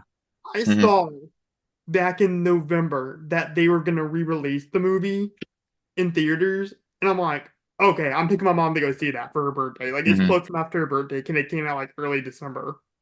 Sure. So I'm like, okay, I'm taking you to go see The Abyss. And didn't show it in our local Cinemark theater, but they had it showing in the Little Rock Mhm. Cinemark theater. And it was the luxury seats when it kind of goes back Mhm. and the feet come up. Like it was Mhm. amazing. And Cameron updated it, the 4K, and he added some scenes Yeah. and Yeah. stuff. And Well, I think it's the same version as the special edition. I think there again, was one that I've came out never in seen the like movie. This is my first mid time. Okay. '90s. There's a mid Yeah. '90s version that was longer, and like they added back in the tidal wave at the end. There's a tidal wave at the end, right? And like Yeah, because the there's like a aliens fill plane the and water. everything. Yeah. Yeah. In the theatrical version, I don't know. I can't remember. I don't think there's a tidal wave in that one. I Mm. I've think they never cut seen that the out theatrical completely. version. I've only seen the special Yeah. edition. I So think they cut it out for the theatrical version, Mm. which is a weird choice. Like it kind of it, the whole end of the movie doesn't make a lot of sense in the theatrical version. I would prefer the special edition if you were going to watch it. That's the one you would probably need to watch, even though it is like longer. It's like almost like 3 hours or something like that. It's like a Yeah, long but time. no, It's like two and a half or something. it's a yeah, James Cameron movie. yeah, Yeah, but I yeah. really loved this movie. I thought it was a really cool movie, and it just solidified to me why I can't I don't I just haven't done connection with the Avatar movies. Like they're Mm, visually beautiful. The technology that he helped develop for the two Avatar movies are astounding, and the filmmaking quality Yeah. is mhm, astounding. mhm. You take that very CGI heavy movie versus The Abyss, where they're actually underwater Oh yeah, they in these almost died. This submarines this doing movie this almost stuff. killed everybody in the movie, including James Cameron. At Yeah, one point, everyone almost drowned yeah. And because they were without really that, no underwater. And Terminator so 2. And I cannot live that's my true. life without Terminator 2. That movie's Well, That's the fair. phenomenal. thing is like in the new Avatar, and I don't love it. I kind of was bored by Yeah, Avatar 2, but they shot a lot of stuff underwater for that movie too. yeah. That it's just Mm. motion. They've got the motion capture technology where they can take it into a water tank. Yeah, which is Yeah. cool and So impressive. Do not get me wrong, but you're doing that in front of a green screen or a blue screen or whatever it is. Mm. yeah, but you're still underwater. Right, but like they have to create these sets in yeah, the Terminator, in the Abyss, in Titanic. I mean, they're yeah. making those sets digitally in, Yeah, but someone's making the sets. Well, when I see Ed Harris and that other character in the first time when they go underwater, Hmm. and it's like that, I just get that more of that claustrophobic feel versus Sure. watching digital like aliens run around in Avatar. That's fair, I guess. I mean, I think I just feel the more Avatar part movies of the have their moment. I just feel problems. more in the moment in a movie like Sure. The Abyss. I mean, I think The Abyss is a better movie all around. Oh yeah. And I'm not trying to defend the Avatar movies, but I think they have their perks to them. Mhm. There are good things about them, but like story-wise, they are not great. Yeah, I will Yeah. say the MacGuffin in Avatar 2, I liked how they actually explained why they needed the thing from the whale. It comes out so late in the movie though. Like it's like two and a That's half hours true. into the movie, and they're just like, "We got to have this thing now." And I'm like, "Where Yeah, is this that is a coming good from?" point because at least in the first one, they actually established unobtainium. Unatanium, such a stupid name. Yeah, but they don't tell you why they need it. But when It's we, not any stupider than some of the stuff in Marvel. I mean, You're right. adamantium. yeah, I but guess here's what I'm saying, Eric. They introduced anime, whatever the fuck it is called in Avatar 1 early. unatanium. Yes, Yeah, yes. unobtainium. They introduce it Hmm. early, but they don't explain what it is. They introduce the whale liquid, or whatever the hell it Hmm. is, late Hmm. in Avatar 2, but they actually tell you Hmm. why they need it, I what the guess, purpose yeah. of it is. And I don't Eh. remember Yeah, what it's they fine. needed it It's for. I just remember they it's needed. fine. As big amusement park rides as those movies are, I'm fine with Yeah, it. I Like like them. it's I did not regret paying what I paid to go see Avatar in 3D in the XD theater. Like I did sure. not regret that at all. I thought it was I didn't wonderful. either. It looked amazing. Yeah. But Yeah. yeah, I couldn't get into that. I like the first one better, but yeah. Yeah, I like the fight scene. That's the big climactic fight scene in the first one better. Like just seeing like the Banshees fly around, taking out helicopters Hmm. and Marines, and that was pretty Oh, sick. yeah. Yeah. Um, All right. So what are your other movies? oh no, just I want to say a couple more things real quick about The Abyss, or a few more Okay. things. Pleasant surprise seeing my boy Michael Biehn in this movie. I love Michael Hmm. Biehn. Oh, he used to be Cameron's guy. He was Yeah, like Cameron's go-to dude. Yeah. yeah. And I stood a few feet away from him at Comic Con, and I Hmm. should have gone into autograph because I just bought a Terminator 1 poster. Mm. And I didn't because I Yeah. didn't feel like staying in long lines. Because it was the same Yeah. Comic Con Yeah. I met Kevin Conroy at. Mm. Other thing is, on the way home, my mom was telling a funny story where when she first saw The Abyss back in Hmm. '89, Hmm. she didn't care about the story Hmm. or like the visuals and any of that stuff. She was all about Ed Harris. That's fair. And I like, mean, Ed Harris, like late '80s, early '90s, Ed Harris, sweet spot. I mean, yeah. he grizzled, gruff old man. Like I don't know. I could see Yeah, I'm it. like, I see it. I Mom, you get just it. want to go Yeah. see this awesome James Cameron sci-fi movie. Hmm. Like, and all he cared about was Ed Harris. I mean, he has got piercing blue eyes. Yeah, So Yes. he's not a bad looking guy. Hmm. Oh, and then there's like a couple, like an older, like maybe like a middle-aged couple, like that's it kind of next to us. Hmm. And the wife was like, "Yeah, my husband dragged me into this movie. I saw this movie back in the day, and I wasn't impressed by it. Oh But wow. at least he didn't make me go see Godzilla -1 because I hate reading subtitles." I'm like, "That's pretty funny." Mm. Yeah, and then me and her husband kind of talked a little bit. You can tell that he Yeah. was a big sci-fi fan. So Yeah. Yeah. yeah, that was kind of fun. I like the Abyss. It's fun. I Yeah. mean, I don't know how the effects have aged very well, but I think they did pretty good. The part when he goes to the alien ship at the end was a hmm little, yeah. Yeah. yeah. Okay, that's fair. But like when you're gonna see stuff in like 4K or in Hmm. that high quality, like we have like an outlet TV and like watching some Hmm. older movies like Ghostbusters when the quick shots of the demon dog that the stop motion shot, Sure. Yeah. it looked even worse. Yeah. Yeah. But yeah, I thought that was kind of a fun memory. Um there. And that was a pretty good theater experience because that was a good way to watch that movie for the first time. And now Cameron is one of two directors where I've seen all their movies. Hmm. Um, Brad Bird's the other one. Well, there's not that many movies to see with Brad Bird. Yeah, There's really not that that's many true. with Cameron. Yeah. He Yeah, doesn't I mean, really make Nolan, a lot I'm of movies. almost done. I just need to since see Following. Hmm. huh? I just need to see Following. Oh, Nolan movie. Yeah. Following's fine. It's a first movie, so just go Yeah. into it knowing that. Yeah. Okay. Next movie I want to talk about is Robert Downey Jr.'s comeback, Kiss Kiss Bang Bang. Nice. I love Yeah. that movie. Yeah, I Yeah. really like this movie. It's just a fun, like, throwback, like, heist Ocean's 11 type movie. Kind Yeah, of, I mean, it's it's the not a kind of heist movie that movie, but Shane, right? It's the kind of movie that Shane Black does well, mhm.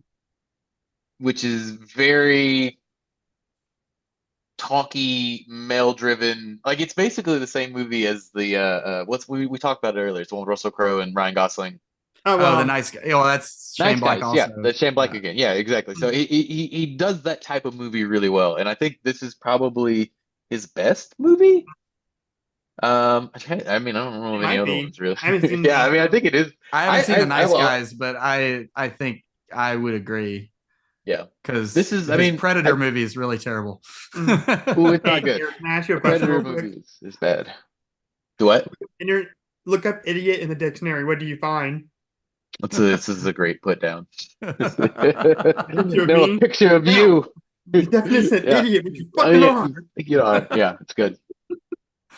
My favorite line It's a in the good joke. movie is, "Why in the pluperfect hell would you pee on a corpse?" Ah, it's I good. really like Fred, the yeah, Val Kilmer has the best lines in the He movie. They're does. really I good. love him in Yeah. that. I really like the intro of this movie where it's at the birthday party Hmm. and it's like the magic trick and the little girl gets sawed in half. Yeah. Hmm. It's supposed to be like fake, but it seemed like they were doing it for real. And then they Yeah. open the door and she's like, "I'm gonna be an actress." And then like the father like decks her in the Oh face. my gosh. Yeah. I'm like, "Oh my Yeah, God, I what think is this Movie they cut is before then, but he definitely like yeah. oof. Yeah. That But movie deals with some really dark stuff, Oh yeah, yeah. but it does it in such a fun way. yeah. Yeah. But and It's plus, a I it's just a love seeing Michelle Monaghan in the Santa outfit. She's fantastic. Yeah, I've loved her ever since yeah. that She's a movie. really Yeah. good actress, and she's not too bad on the eyes too. Not gonna lie. it's a really good modern noir. I've been Mm, going through several like 50s, 40s, 50s noirs here recently, and so Kiss Kiss Bang Bang is like a very much an updated sort of Dashiell Hammett, mm, like Lady in the Lake, that sort of thing. mm. It's good. It's really, really well done, and it's nice buddy cop sort of Yeah, movie you too. get to like a movie where where one of the main characters is named Gabe Harry. Yeah. One of my favorite Val Kilmer line is when he talks about Hmm. his little gun and he calls it the homophobic slur gun, Hmm. and he says it's because it's only good for two shots, and I'm a gun. Yeah. Val Kilmer is great in the movie, and it felt like this was sort of like a comeback movie for him in some ways, Yeah. because I think he had like disappeared for a while, like after the '90s. Mm, I think he'd done some pretty terrible like direct to DVD movies at some point mm. before then, maybe after then. But like I feel like this was when he started like coming back around before Right. like all of the throat cancer stuff. So Yeah. I loved them in Prince of Egypt. I think Prince of Egypt have like one of the best like voice casts in that movie. In the animated movie. it's been a long while since I've seen Prince of Egypt. I remember really liking it when I was a kid, but I have not seen it since '98 when it came out. Yeah. Yeah, you have like Val Kilmer, you have Race Vines, Hmm. Sandra Bullock, Michelle Pfeiffer. Pfeiffer, Yeah. yeah, Yeah, yeah, Steve Martin, Martin Short, um, Ernie Hudson. Not Ernie Hudson, the other guy. Can't think of his name. Keith David, Not Keith Oh, Danny David. Glover. Yeah, Danny Danny Glover. Glover. Yeah. Yeah. Yeah, Helen Mirren and Sir Patrick Stewart. Patrick Stewart. Yeah, All right, I love that movie too. Yeah. next movie. the Ice Cream Man, but it's Clint Howard. Oh my God. I've So seen it. Yeah, it's I've never seen it, but I know about it. Yeah. yeah. So yeah. here's the thing. I pretty much got everything that was on my Christmas list this year. Uh-huh. This movie was not on my list. Uh-huh. My cousin Alex got this for me. Nice. It was not on my list. But see, I guess he knew that I love horror movies and I would like this. Hmm. And he got this movie, and it was a present surprise for me to open it. And I watched it recently, and it's pretty amazing. Um, It's it's better. The it's better written than I thought it would be for this hmm kind of movie. Okay. Because the thing is, people have associations with ice cream, like happy memories with ice cream. sure. Hmm. And the movie opens up with the character when when he's a kid, and then he sees the ice cream man get sawed up, and then he Hmm. becomes the ice cream man. He becomes this killer ice cream man, Hmm.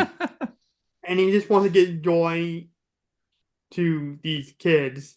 So like that's like his goal. And if you don't act good, he kills you, or you don't have money to pay for Simple, your. simple premise, simple setup. Yeah. I mean, to me, what really like the movie itself is fine. It's pretty hammy and silly.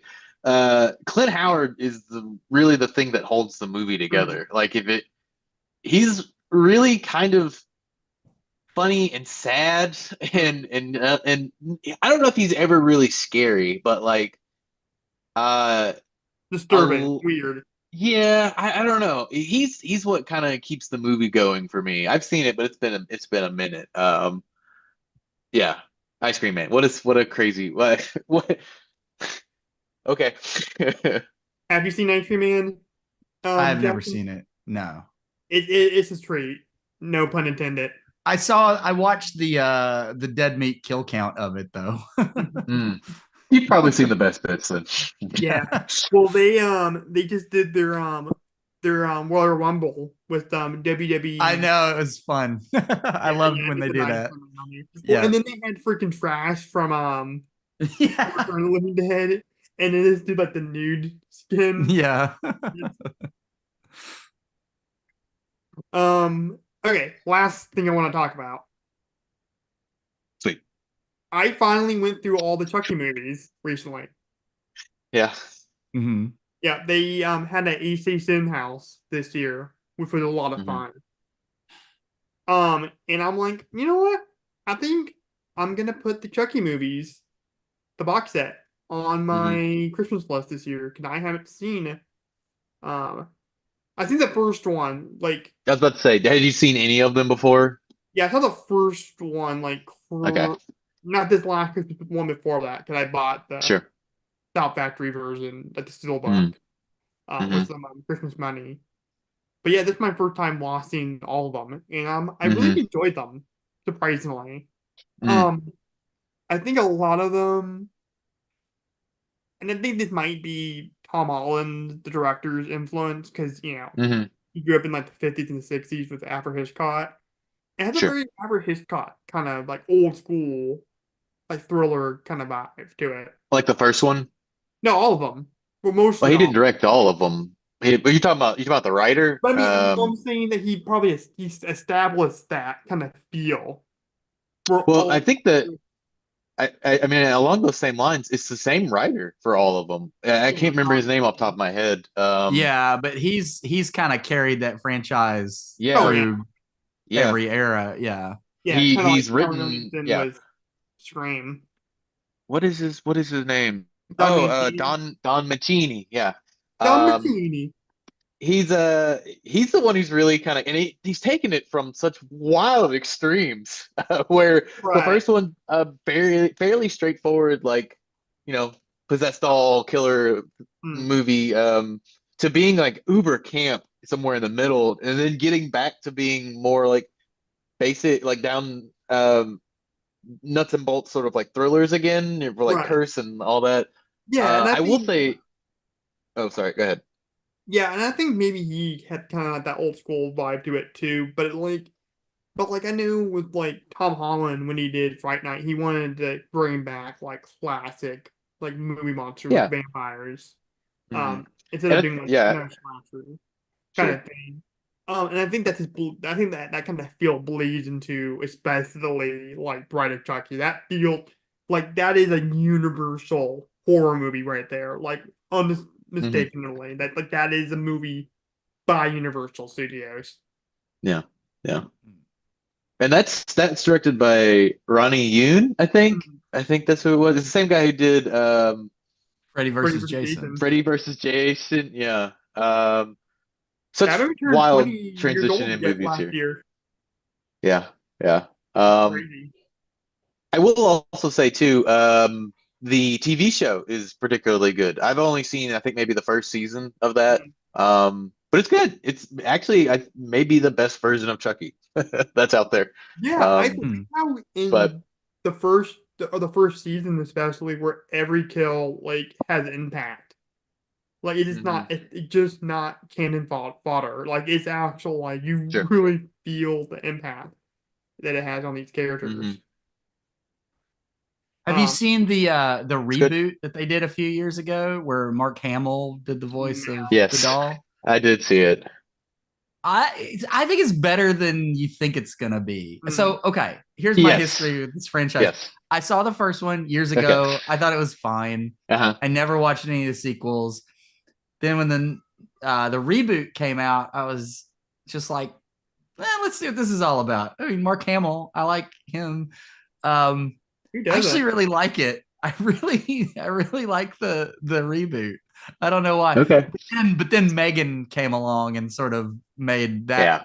movie inconsequential because Right. Megan did the same idea but did it better. Because in the Yes. reboot, Yes. Drew, I don't know if you know this, but the doll, it's not called Chucky, it's called Buddy, like Buddy with an I at the Yes. end. Yeah, something like that. Yeah. And but he's an AI. Hmm. Yeah, I heard about that. So it's different. It's a It's different in honesty, premise. it's and it's a different take on like the Chucky character too, because he's Yeah. pretty like maniacal and like wild. Like Mm. Brad Dourif brings like a weird energy to him in like these movies, and so the Mark Hamill one is creepier in a different way. Like he doesn't. I don't. It's hard to describe because he's very like soft spoken and like Hmm. methodical. Mm. Um, Well, I just it love almost how it works for the most part. yeah, I just Yeah. love how like different levels you get with Brad Dourif in this movie, especially in the Hmm. first season of the TV show when he's trying to manipulate this Jake kid to be a killer, Hmm. and he's Hmm. like, "Hey, it's okay, Jake. You Hmm. can want to kill these people. I'm a killer too." And then when he kills people, you see the joy in his face. Hmm. Hmm. It's good. I mean, the Yeah. TV show is pretty good. I would say that if you like Chucky, Mm, I need to keep watching. There's like three seasons now. mm, If you like the character of Chucky, I think the TV show may be the best mm. version of him. But that's just Yeah, my I would opinion. say the only Chucky movie I don't like is Cult. That movie's so boring. It was drastically different. Which one? Cult of Chucky. Wait, which one's called? I mix up Cult and Curse. That's the one where it's the chick from Curse who you find out is like a family friend, Uh-huh. daughter of a family friend. Is it the And one where she's in the wheelchair in the house, or is it the one where they're in like the insane asylum or wherever it is? they're in the insane asylum. And that's actually Okay. Ratbert's Yeah. daughter. Daughter, yeah. Yeah, and then she gets possessed by Chucky, which bleeds into the series. And she's Yeah. amazing when she's in Chucky mode.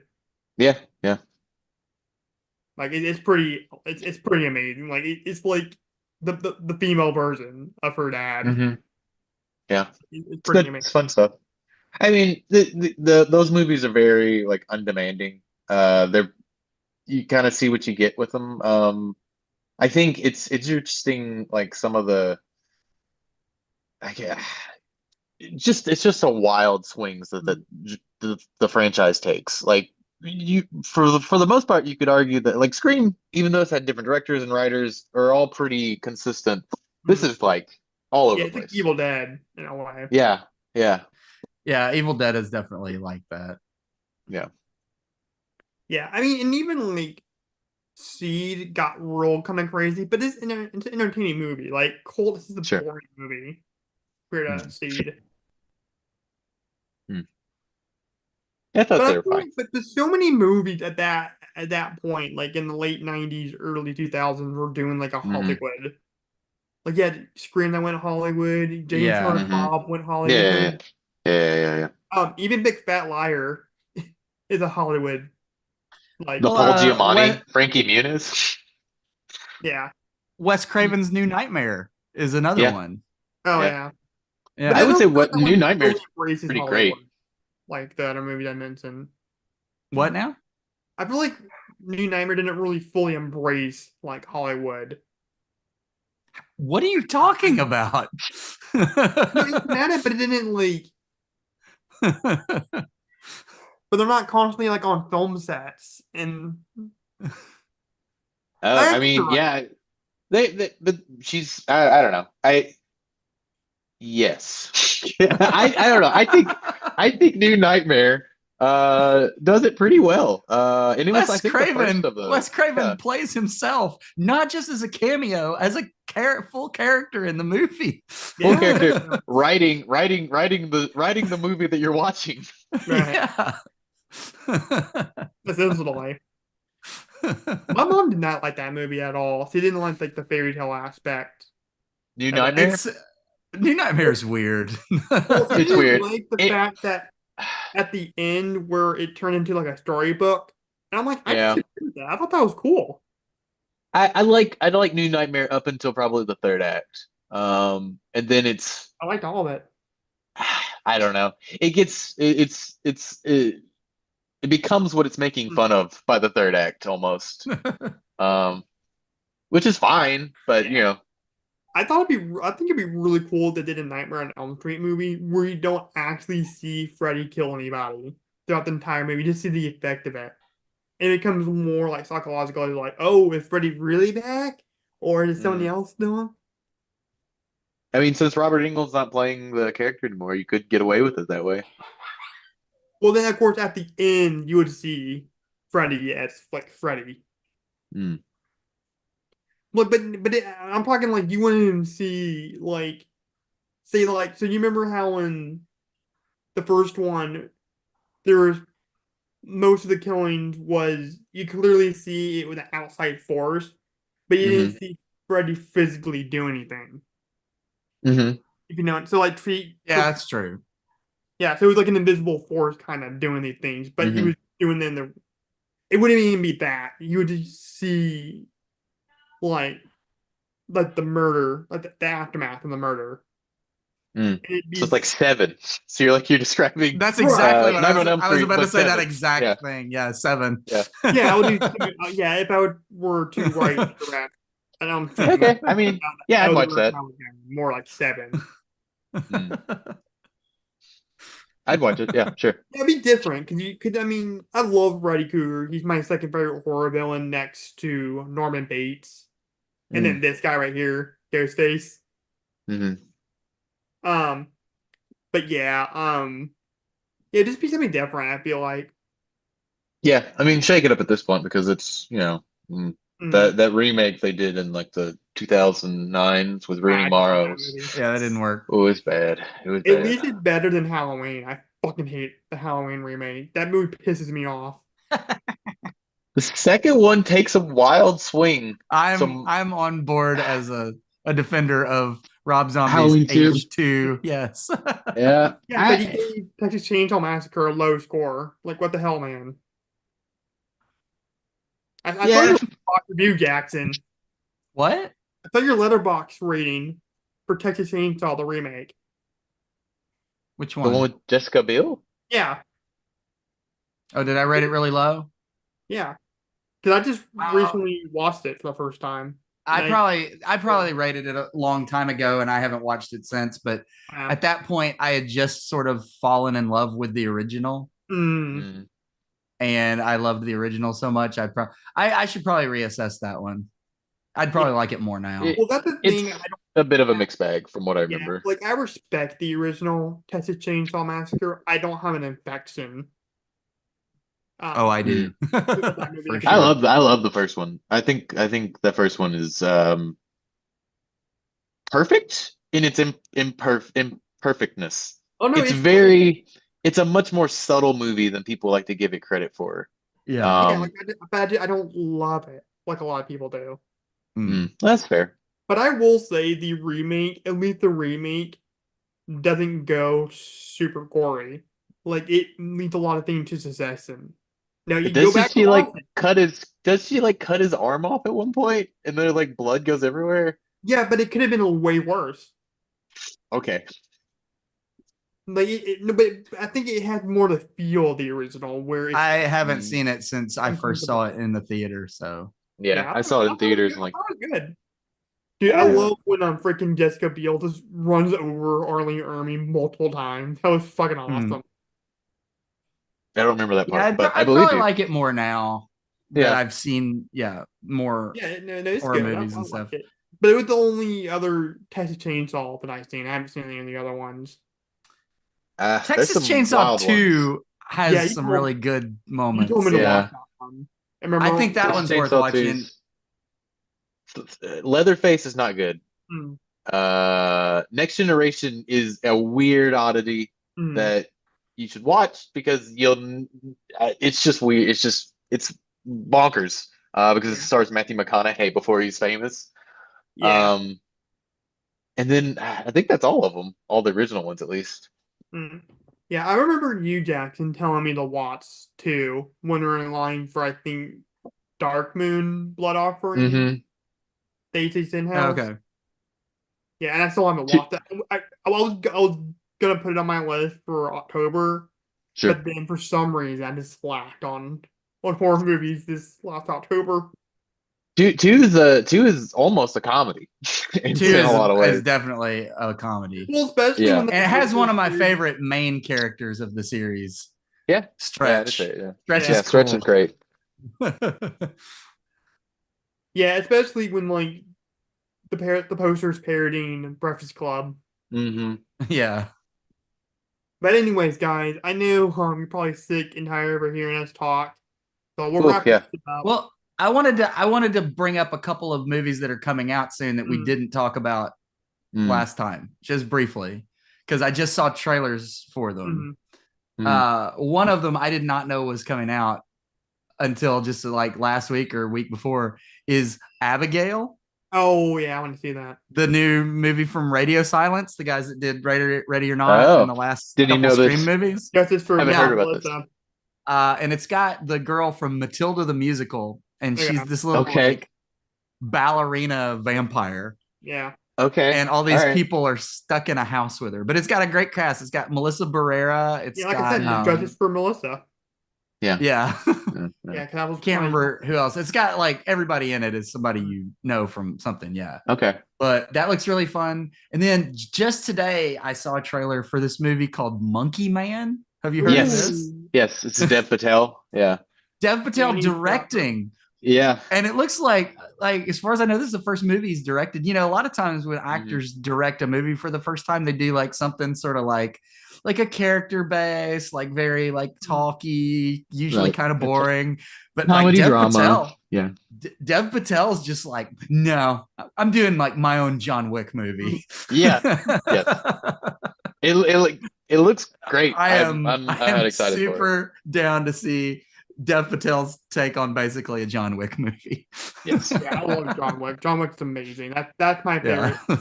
Either that Plus, or like Jordan Peele is the producer on this movie Yeah. too. oh Yeah. yeah. Yeah. Yeah. So that speaks highly of it. Yeah, So either that or like Mission Impossible. Those are like my two favorite action franchises right now. I mean, Mm, they're the best ones at the moment. yeah. They're So way better than Fast and Furious.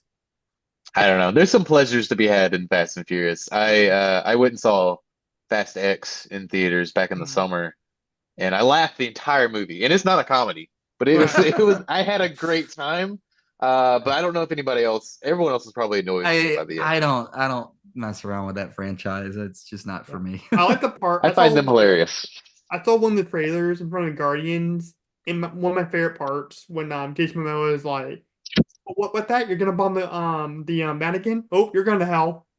Hmm. That's it's there's some great moments in it. They are terrible movies. They are not good movies. And the least in any there's nothing you can argue that's saying that they're good Right. movies. But I have a guilty pleasure for them. They're like my one guilty pleasure. Yeah. All right. You ready? All right. We ready to close this out? 'Cause we've been talking Yeah, about that's Yeah, fine. 2 hours or 40 minutes. Sorry, everyone.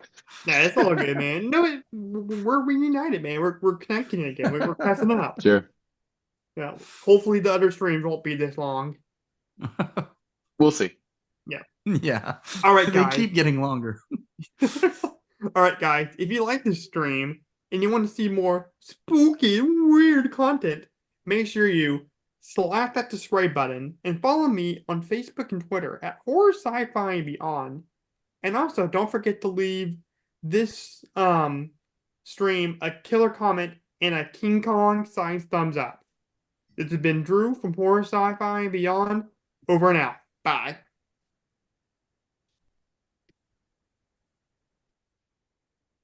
Oh, Nope. Okay. it's gone. Okay. It says Well, you're the I am host the now. host now. I am the captain now. I am the Right. captain of my own ship. Good talking All to you, right. Jackson. Yeah, you too. I'll talk to you later. Till next time. Right. Bye.